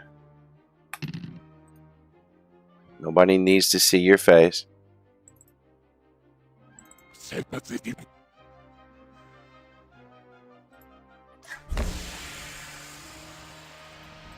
That's what I'm like. I don't know. I'm sorry, guys. This is just me. You know, you guys know I have some weird opinions. I think by now, one of those weird opinions maybe is I'm just not down. I don't like it when people are like putting their face all over everything and like making weird faces on their thumbnails. That is the strangest thing to me because it's fake. It is. It's 100% fake. Like you intentionally put on a facial expression to, like, you know, express surprise, shock. You know what I mean?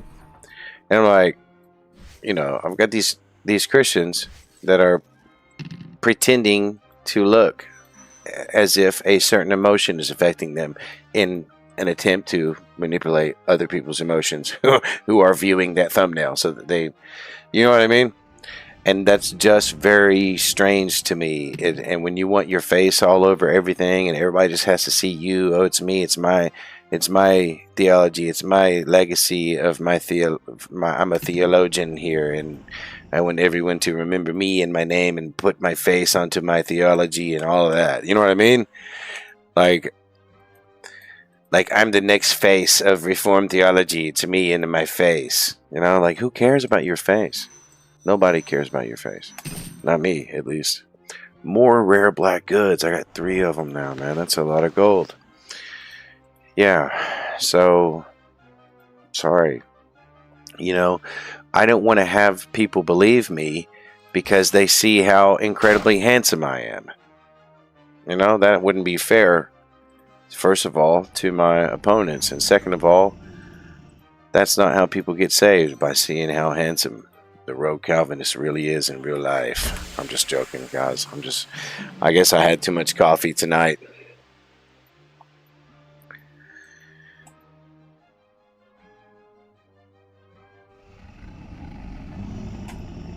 Oh.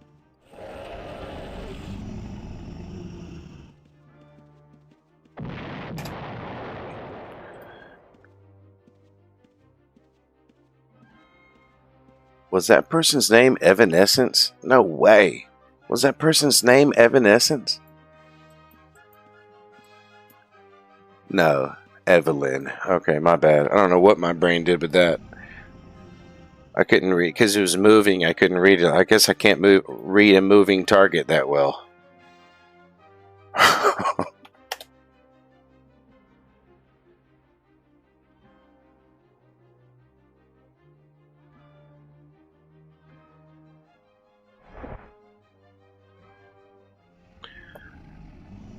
Well, yeah, I mean, that's why I do a faceless YouTube channel. Now, the whole Rogue Calvinist thing is just a way to creatively do that. I just, instead of just, like, some might have like a generic ministry name or like just like a cross on their profile or whatever. But I was like, well, if I'm going to have a faceless YouTube channel, I want to create a character that kind of, matches my personality a little bit. And it kind of slowly formed, and it's definitely lightened up a little bit. My original design was a little darker.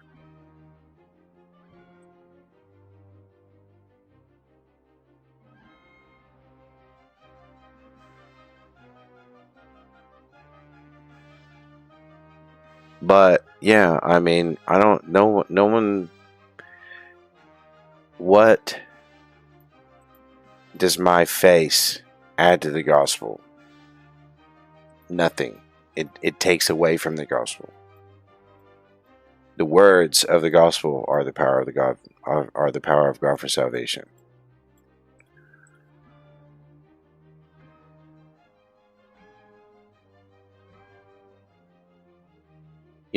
And these guys get on here and they fix their hair up. Some of them even wear makeup. They get on their thumbnails making all kinds of facial expressions and stuff. And they like get on their podcast like right in front of the mirror and stuff, like they're put on like fancy clothes and stuff like that, like looking real nice and all that stuff. And they just want people to see them like that. Man, they want to be remembered as the person that the theologian in their category, like, oh, I'm that guy. You know what I mean? They want to be that guy. I don't care about that guy. I don't. I'm not saying I don't care about that person. I'm saying I don't care about being that guy. I don't want to be that guy. I don't want to be in that club even. Like, I'm just not even down with it. So, like, I don't want anyone to remember my face or my name.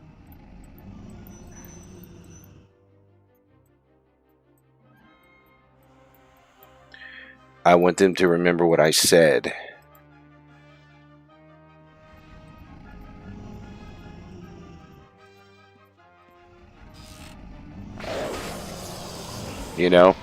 I want you to come in here and use your ears,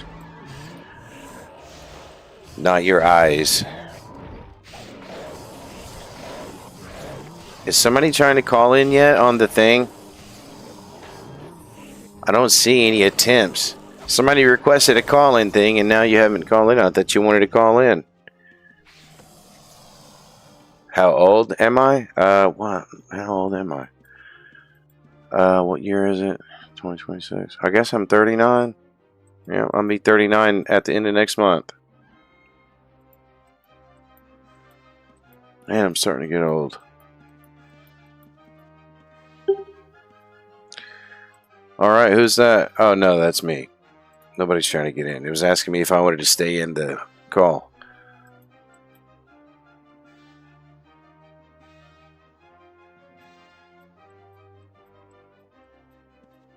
Yeah, exactly.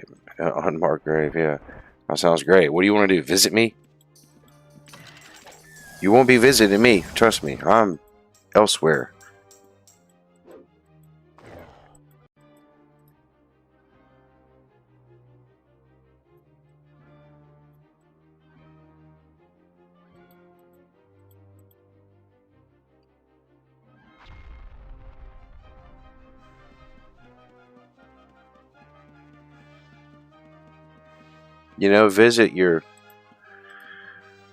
Visit your grandpa in the hospital. Don't visit me.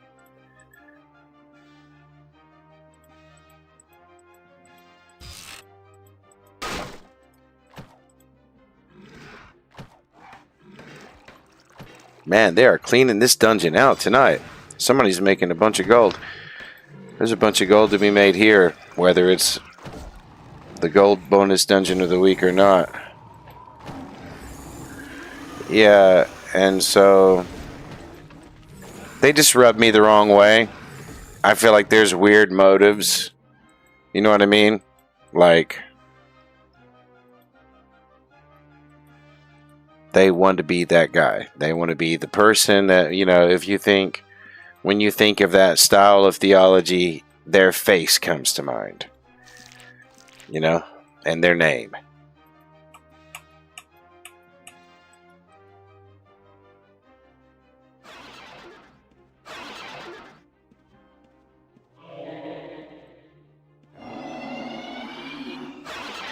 And I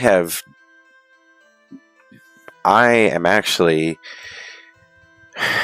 glad with the way it's worked out really well, because I've managed to work it out in such a way that my name can be found and who I am can be found.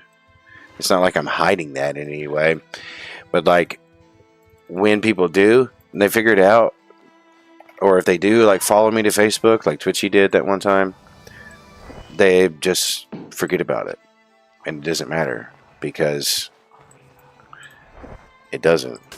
They're like, oh, he's just nobody. Oh, okay, it was actually better before. You know? I'll just go back to thinking of him as Rogue Calvinist. That's better.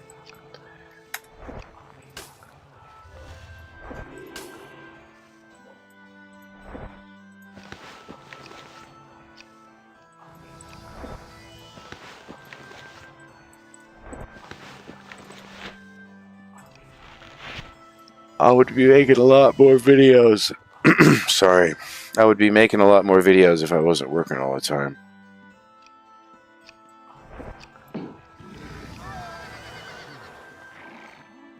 Somebody's over here trying to steal and got killed by a guard. He got caught.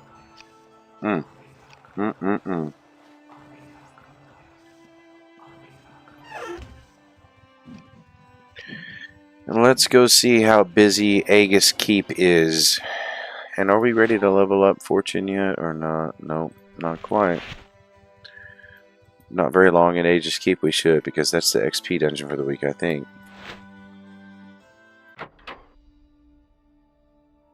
Alright, if nobody's going to call in, we're going to go back to the idea of finding something to listen to. And then somebody can call in later, too. We could pause it for you.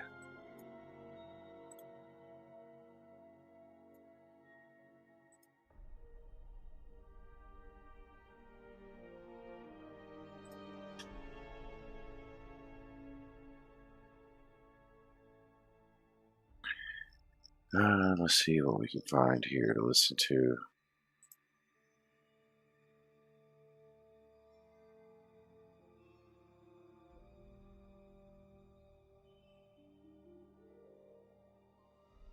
This Google Meet thing is like right in my face.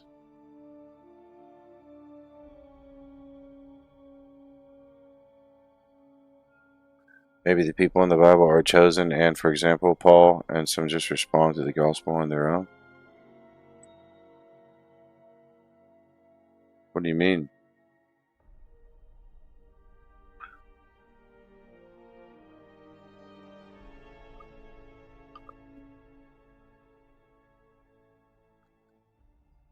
What do you mean by maybe?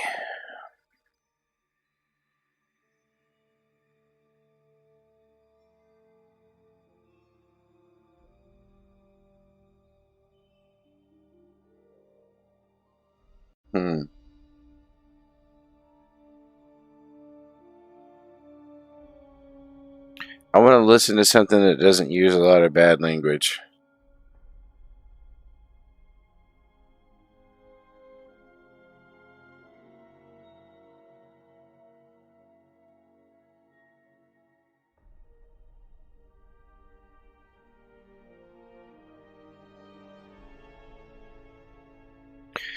No, yeah, I understand what you're saying. You're saying maybe God chose some people for salvation, and then some people just choose themselves for salvation, or some people, however you want to phrase it, I guess. But I think I see what you mean. But and I just want to know, what do you mean by maybe?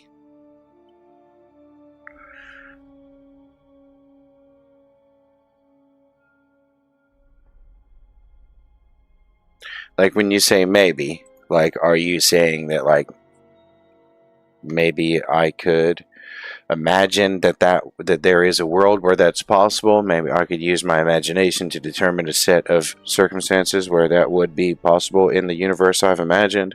Or are you saying that maybe there's a passage of scripture that would indicate such an idea? Or maybe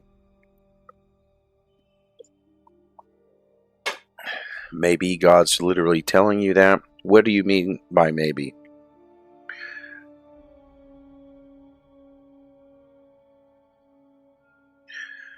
Why is my my refresh pools are not doing very good right now?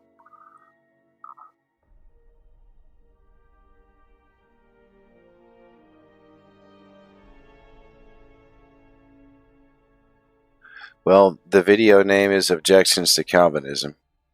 So, I mean, I guess we could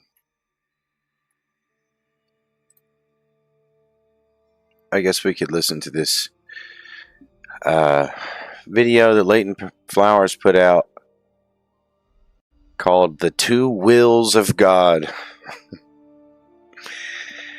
Oh boy. See, here's the thing. And it's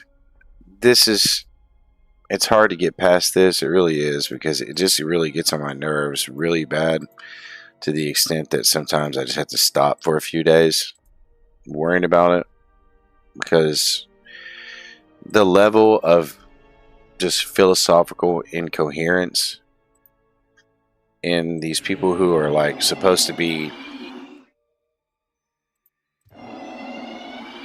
doctors is just sickening to me. It makes me feel sick when I think about it, because let me tell you why. Okay, let me explain. Because he, on this surface level understanding of the idea of will and intentionally making it incoherent, or maybe he's just really not smart enough to understand. I don't know. But this isn't like this idea of, he calls it two wills because of just a dumb way that somebody described it poorly. And it's not two wills, okay? That's a very, very, very, very bad understanding. That it's just two wills. Like, oh, I got two wills. Like, well, I got one will that wants this, and I got one will that wants that. That's dumb. It is. And it's not explained. James White brings this idea to bear a lot, and he's not really explaining it enough. He's not simplifying it enough for people, this two wills concept, because I hear Reformed people all the time talking like that. Or, well, you just don't understand. God has two wills. God has two wills. Everybody else has one. God has two. No. This philosophical concept is the same for humans. I would assume it's the same for like celestial beings as well. It's the same for any entity that has intelligence and a person. All right, in any person, this was true of. Okay, this is not like an attribute that we're saying that God has that's unique to him, like part of God's unique attributes. So he's got two wills. Oh wow, that's a crazy kind of being that has two wills. No, that's not it, guys. Okay, It's a philosophical category distinction between two words that sound exactly the same. Right? That's the words will. They sound the same, but they're not the same. Okay? Because we're using them in two different categories of thought. Okay? So,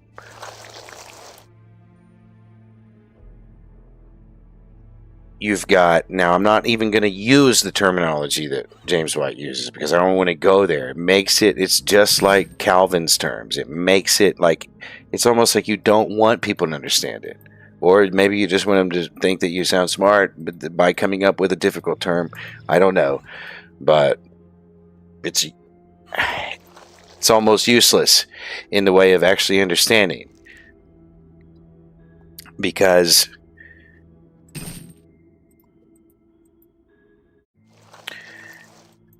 what is this thing is acting like it could see what I was doing, but it obviously can't.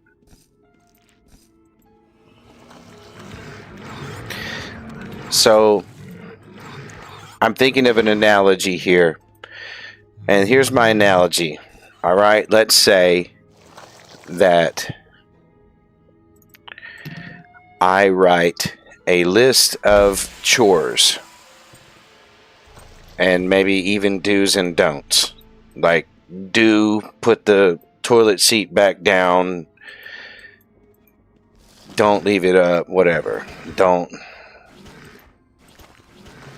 leave your snacks on the table, whatever it is. A list of rules, a list of do's and don'ts, and I put it on the refrigerator for my kids, okay?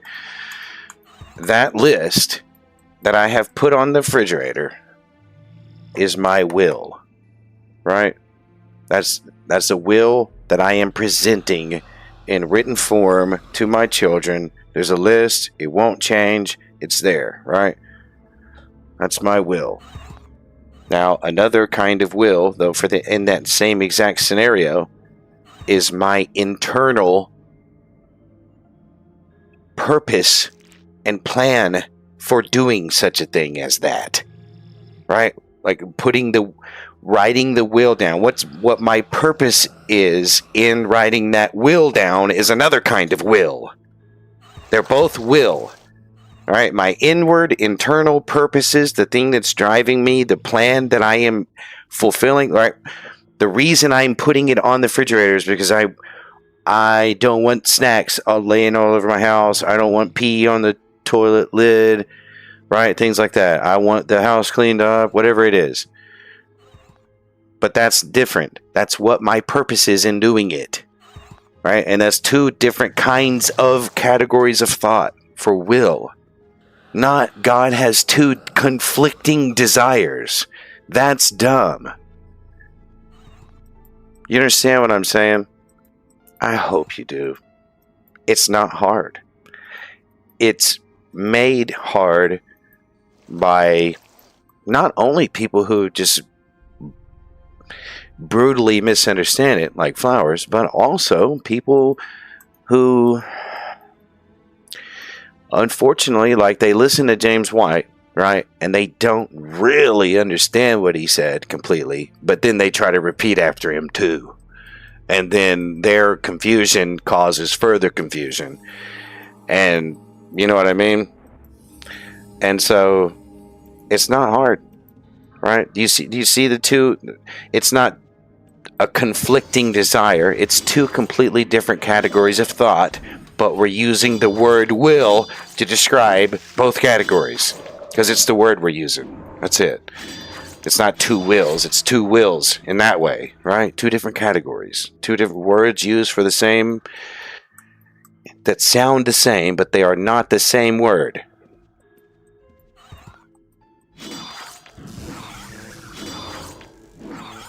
So, if we were listening to Leighton's video, that's what I'd be saying. And it would be on my nerves so bad because he's a doctor. He has a doctorate degree and he teaches people for a living at a university. Oh, it makes me sick. It does. Like, we got this man teaching young pastors who are going to go on and be pastors and not be able to make philosophical category distinctions like that. They're just going to be like almost retarded up on the pulpit teaching the next generation.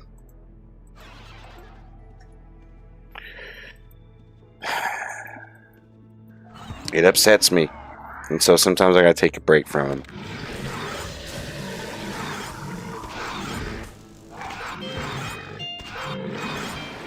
You don't... When you can't, as a professor, make those category distinctions, what does that do?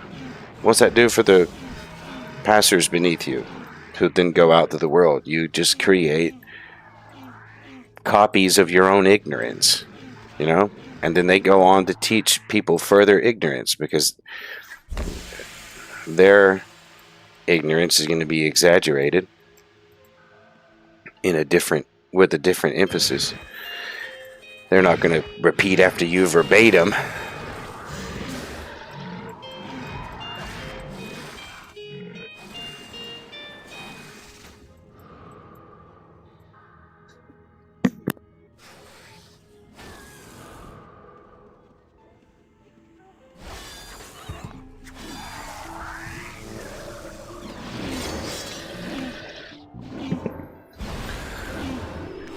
Well,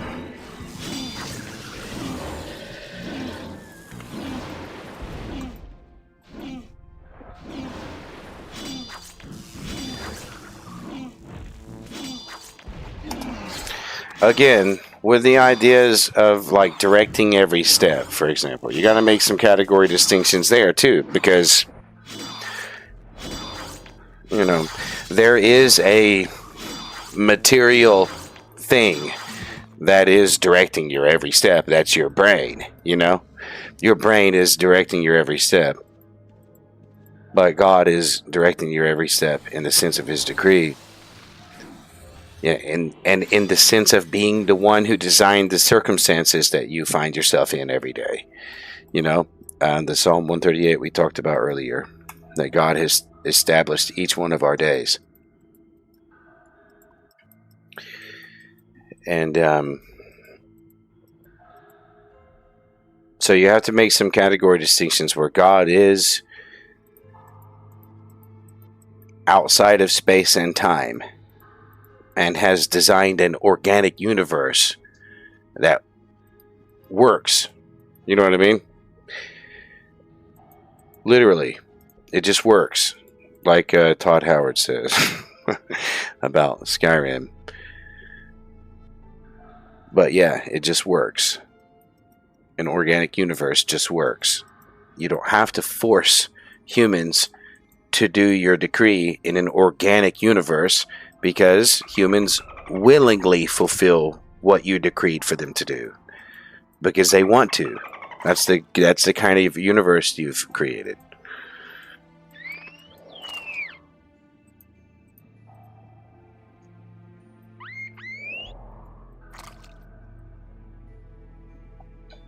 I know we die every time we come down here, but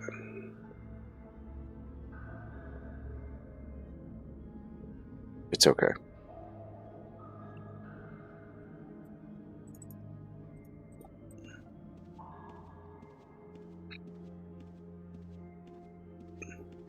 At least I think it's okay. Yeah, 4,000 gold on him. Yeah, it's definitely okay. Hopefully we make it out of here with it.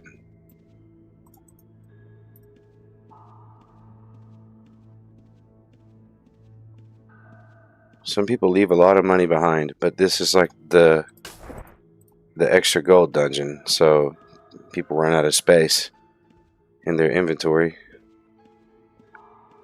They start throwing gold on the ground and stuff, like this pile of gold right here.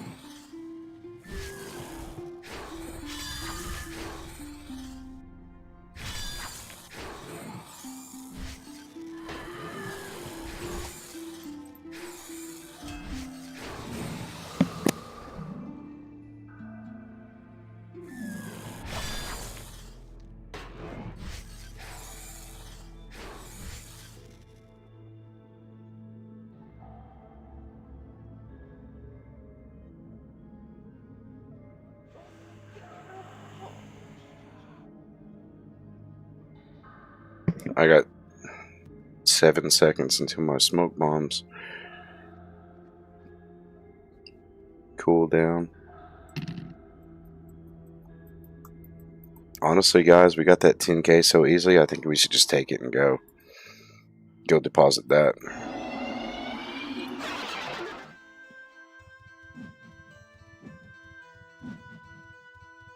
Easy 10K, in and out. Plus, we got like 5 rare goods on us. Bet we could make a lot of money on that.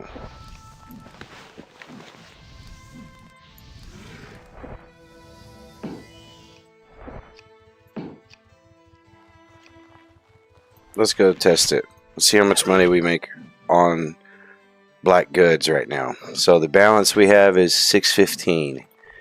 615,000. And then we're going to go sell all of these black goods that I have in the bank and see how much we have after we do that. So 615.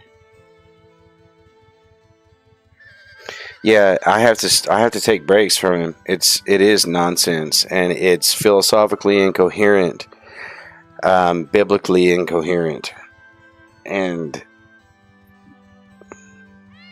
it's saddening. We got people paying good money to go to school and listen to this guy, and he's just teaching straight from the flesh, and not anywhere, not nowhere else. Just straight from the flesh. 100% flesh.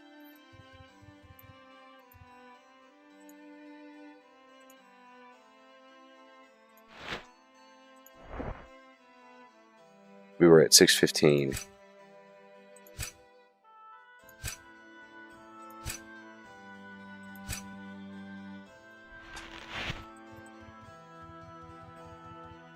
Bro, that was a lot of gold. Let's see. Yeah, like 30K. I got 30K just from turning in those goods just now.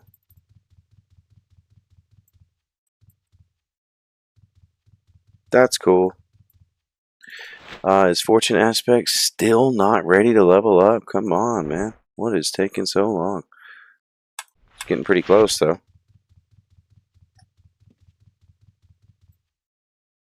Well, let's go see if we can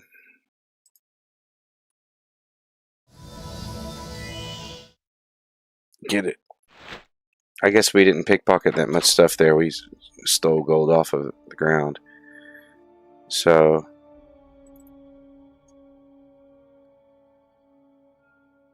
let's just go back to Title Tomb and just roam around on level 1 until we get what we're coming there for.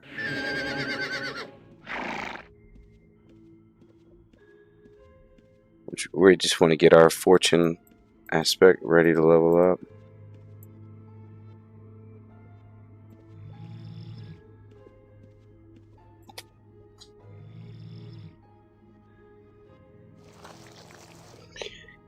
Yeah, I paid all kinds of. I pay my vendor bill.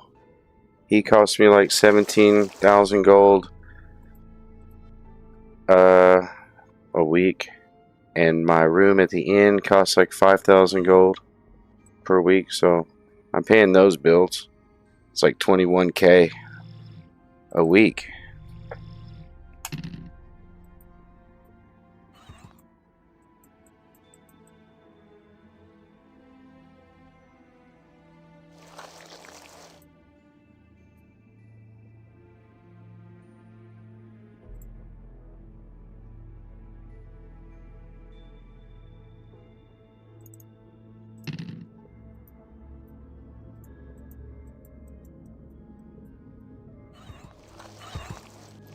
I'm just joking. No, I work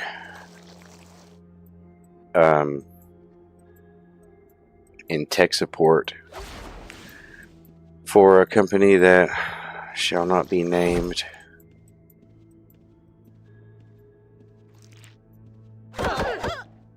Well, that was just rude.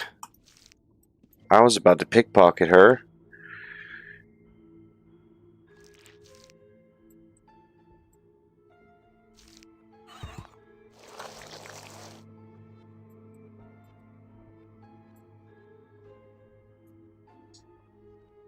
I do tech support at home. I talk on the phone all day, and I think really hard all day, and my brain turns into mush by 6 p.m. I feel like my brain is made out of jello. I really do have to think so hard at work every day. That's why I haven't been making that much content in the last year, even though I kind of picked up in the last couple months. But it's hard because my brain is just so tired, and it takes brain power to make these videos, like to make production videos. It takes a lot of brain power too, and energy.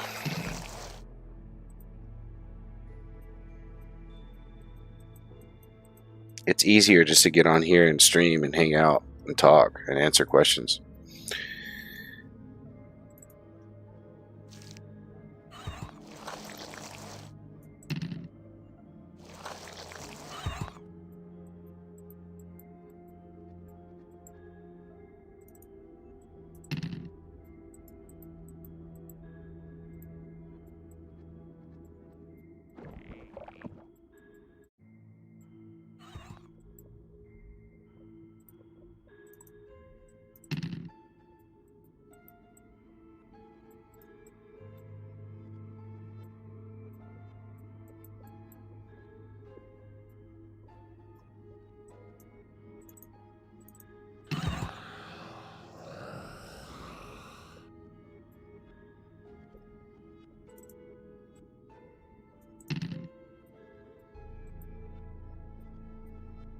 I only need like 60 more points and Fortune is ready to level up.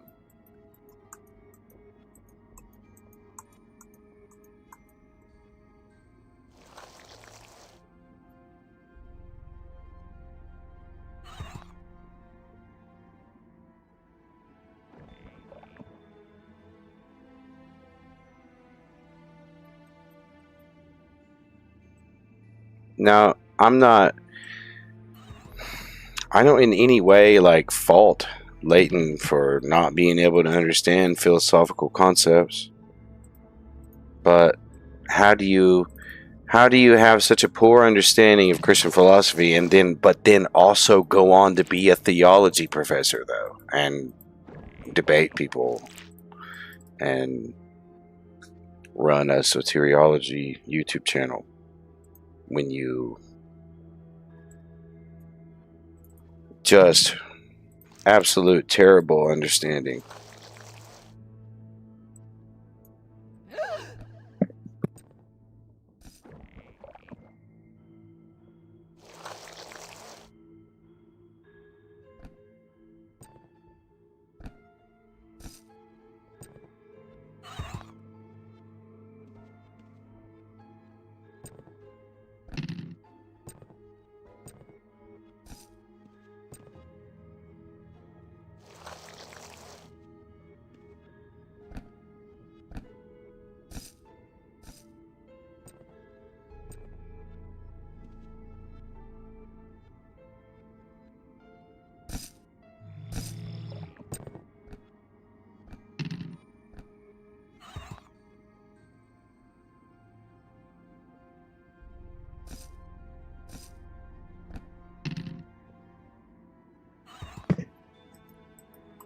Yeah, not enough. I'm not getting enough gold from those guys on level 1. We better go downstairs and finish out.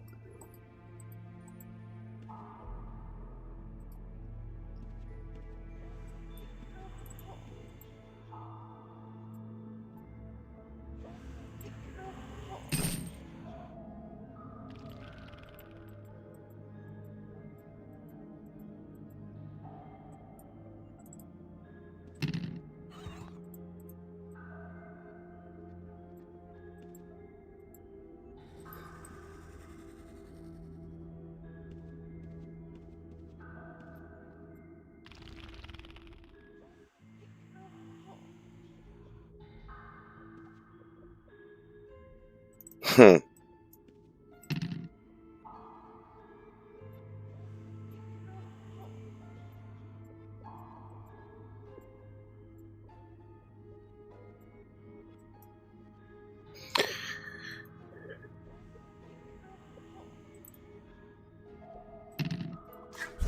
call in and get me.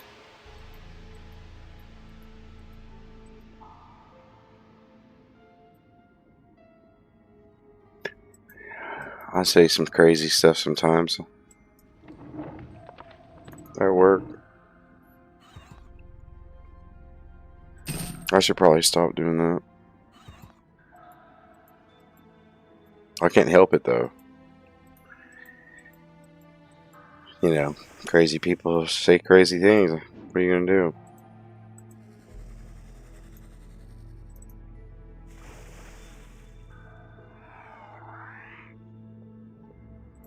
Oh no, I don't know why I risked it. I did. Help, help, help.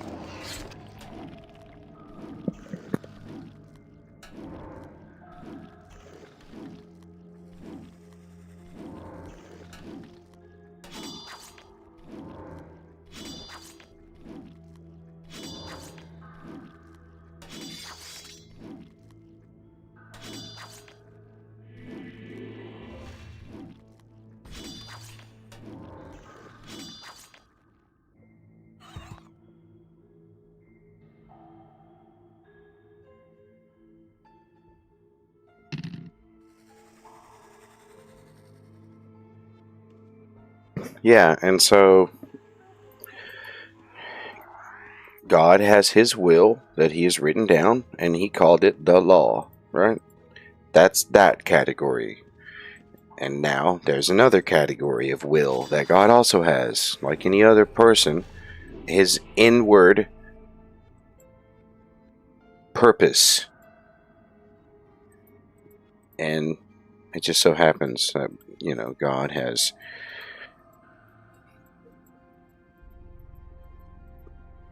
a purpose that doesn't have to be limited to time. You know, like my purpose can't extend thousands of years, you know, for example.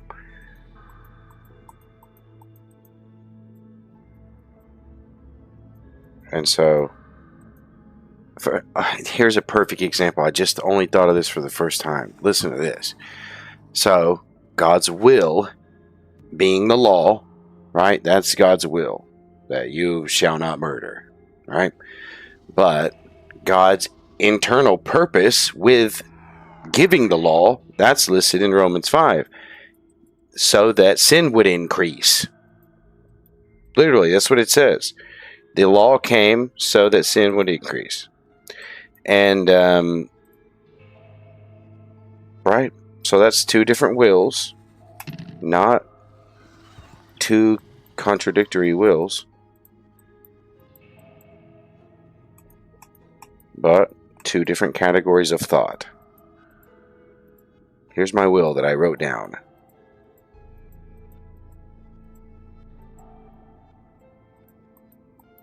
And here is my internal purpose for having done such a thing. Two different categories. All right, and just in Leighton Flowers, not only can he not articulate that philosophy, he can't himself make that philosophical distinction.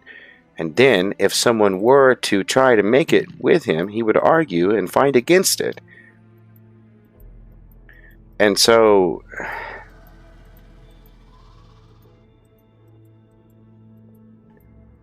and this guy's a professor at a Christian university.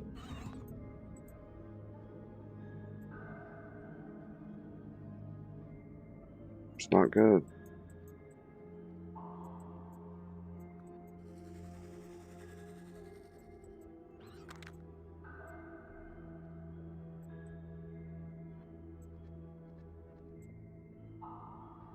Alright, Fuzzy Counselor. See you around, man. We're trying to get our fortune aspect leveled up here.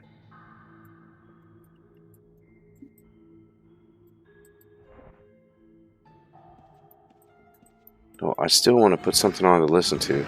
Come on, don't get them all riled up, man.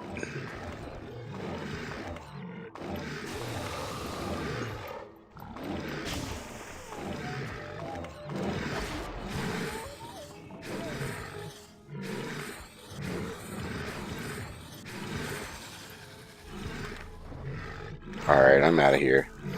I'm going to go in here and get some oxygen.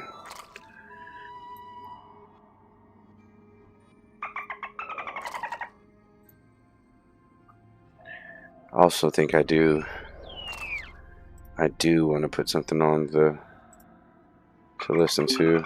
I just don't know what.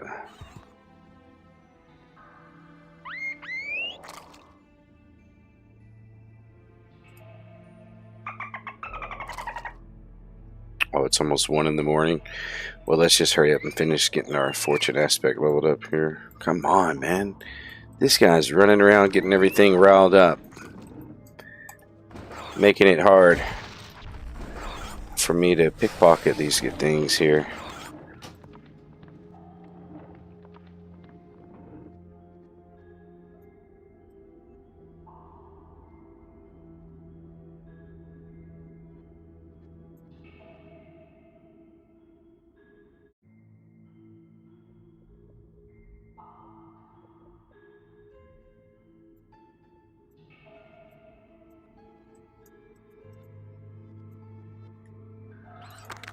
Bro, can you stop moving so much?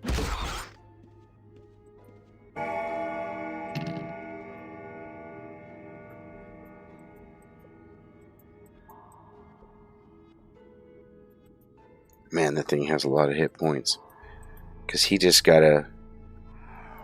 He got a special attack on that thing just now, too.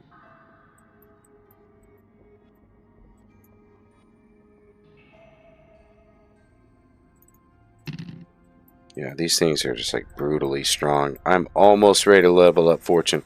I'll level up fortune on my next pickpocket.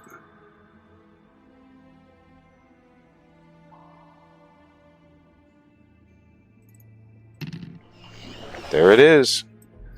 Now we got to go spend a bunch of gold on fortune aspect cores.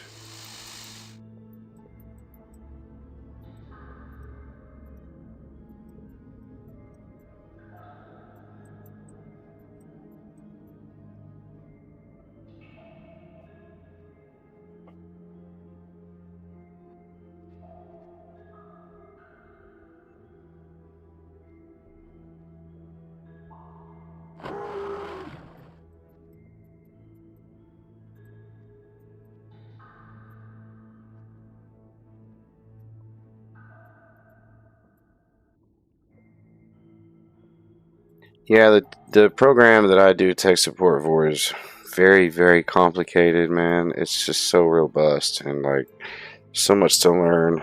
And I'm in a very specific category of support too. And I mean, we basically have a monopoly over the entire country. Just kind of in the background, not drawing attention to ourselves.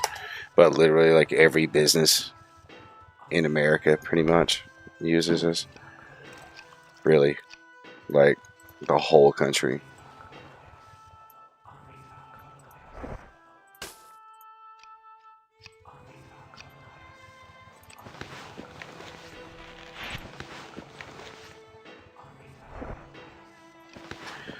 It's not a bad company.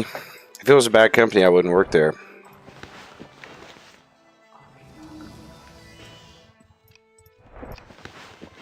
Or I'd get fired for running my mouth about them not being a good company. You guys know how much I like to run my mouth.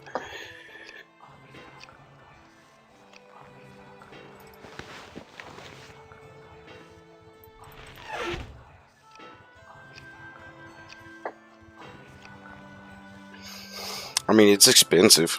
It's very expensive. Very, very expensive. But it's business to business. Very rare that it's like a person has this product. Usually it's a business that is running the product.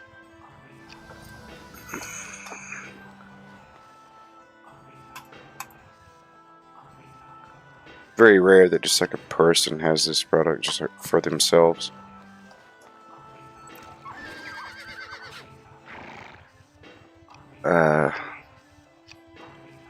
What am I about to search the vendor for? Sorry, I'm getting tired. Oh, Fortune Aspect Core. So they have this little vendor market where you can search to see people's vendors and what they have. Okay, so I need 4 cores. I need to find somebody who has 4 of them at least, because I'm not trying to run around to 4 different vendors. Oh, this guy at Cambria Gate has exactly 4.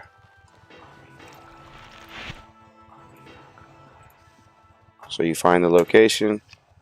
Oh, he's right here at the gate too. I can just have 4 cores right now.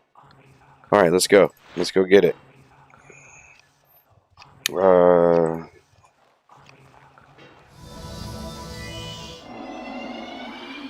Cambria.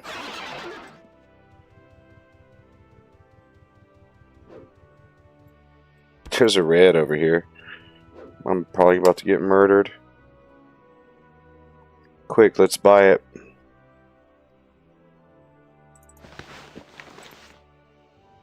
Fortune cores. Buy. Send to bank.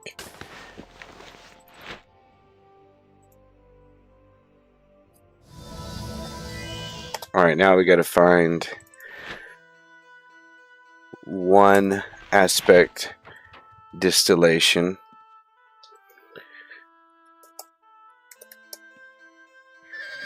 Because I already have 1. Let's see here. What do we have for locations?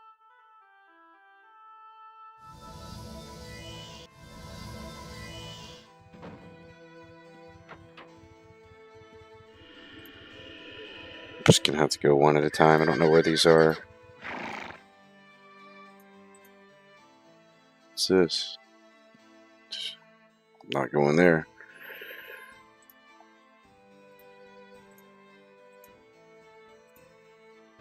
Nope.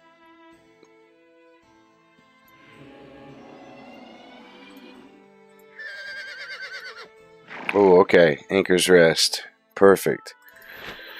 Let's go get it.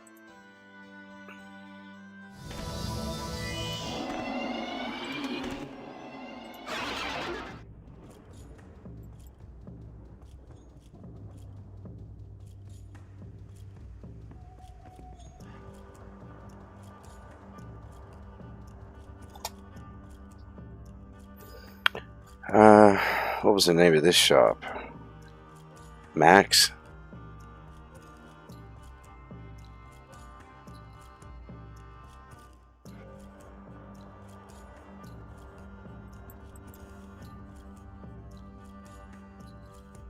There's Max.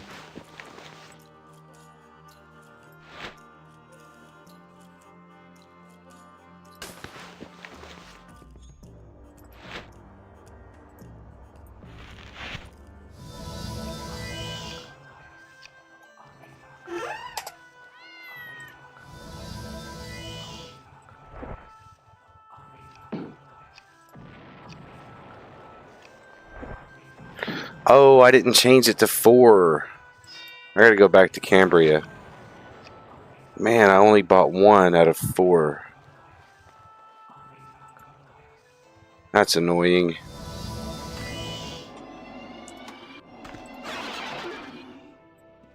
Yeah, that's very annoying.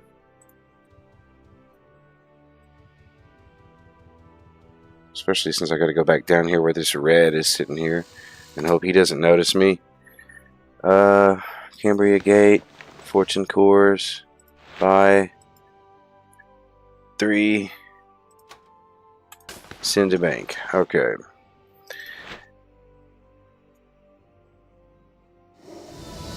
Were those shadow cores that he had in there too?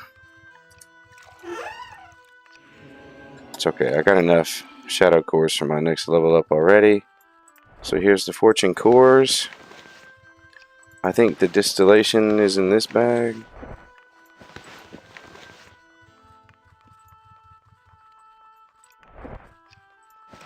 So you get those in your pack, and then you can go upgrade tier. Alright. now we get all these bonuses. We have golden loot item chance bonus 15.5%. That's the main usage of this aspect. Extra gold, extra loot chance. Basically, I want to save up enough money with this character that I can play whatever other kind of characters that I want and just have plenty of gold to get the stuff that they need to test out different playing styles. But yeah, I know we didn't cover a lot of objections tonight. I mean, people get it. You can't argue with Reformed theology. It's just what the Bible teaches. And so you can sit and complain in your little echo chamber about how much you hate it, but you can't really like bring a legitimate argument of any kind. And people know that. And they pretend like they don't know it, but they know that. Okay, have a good night.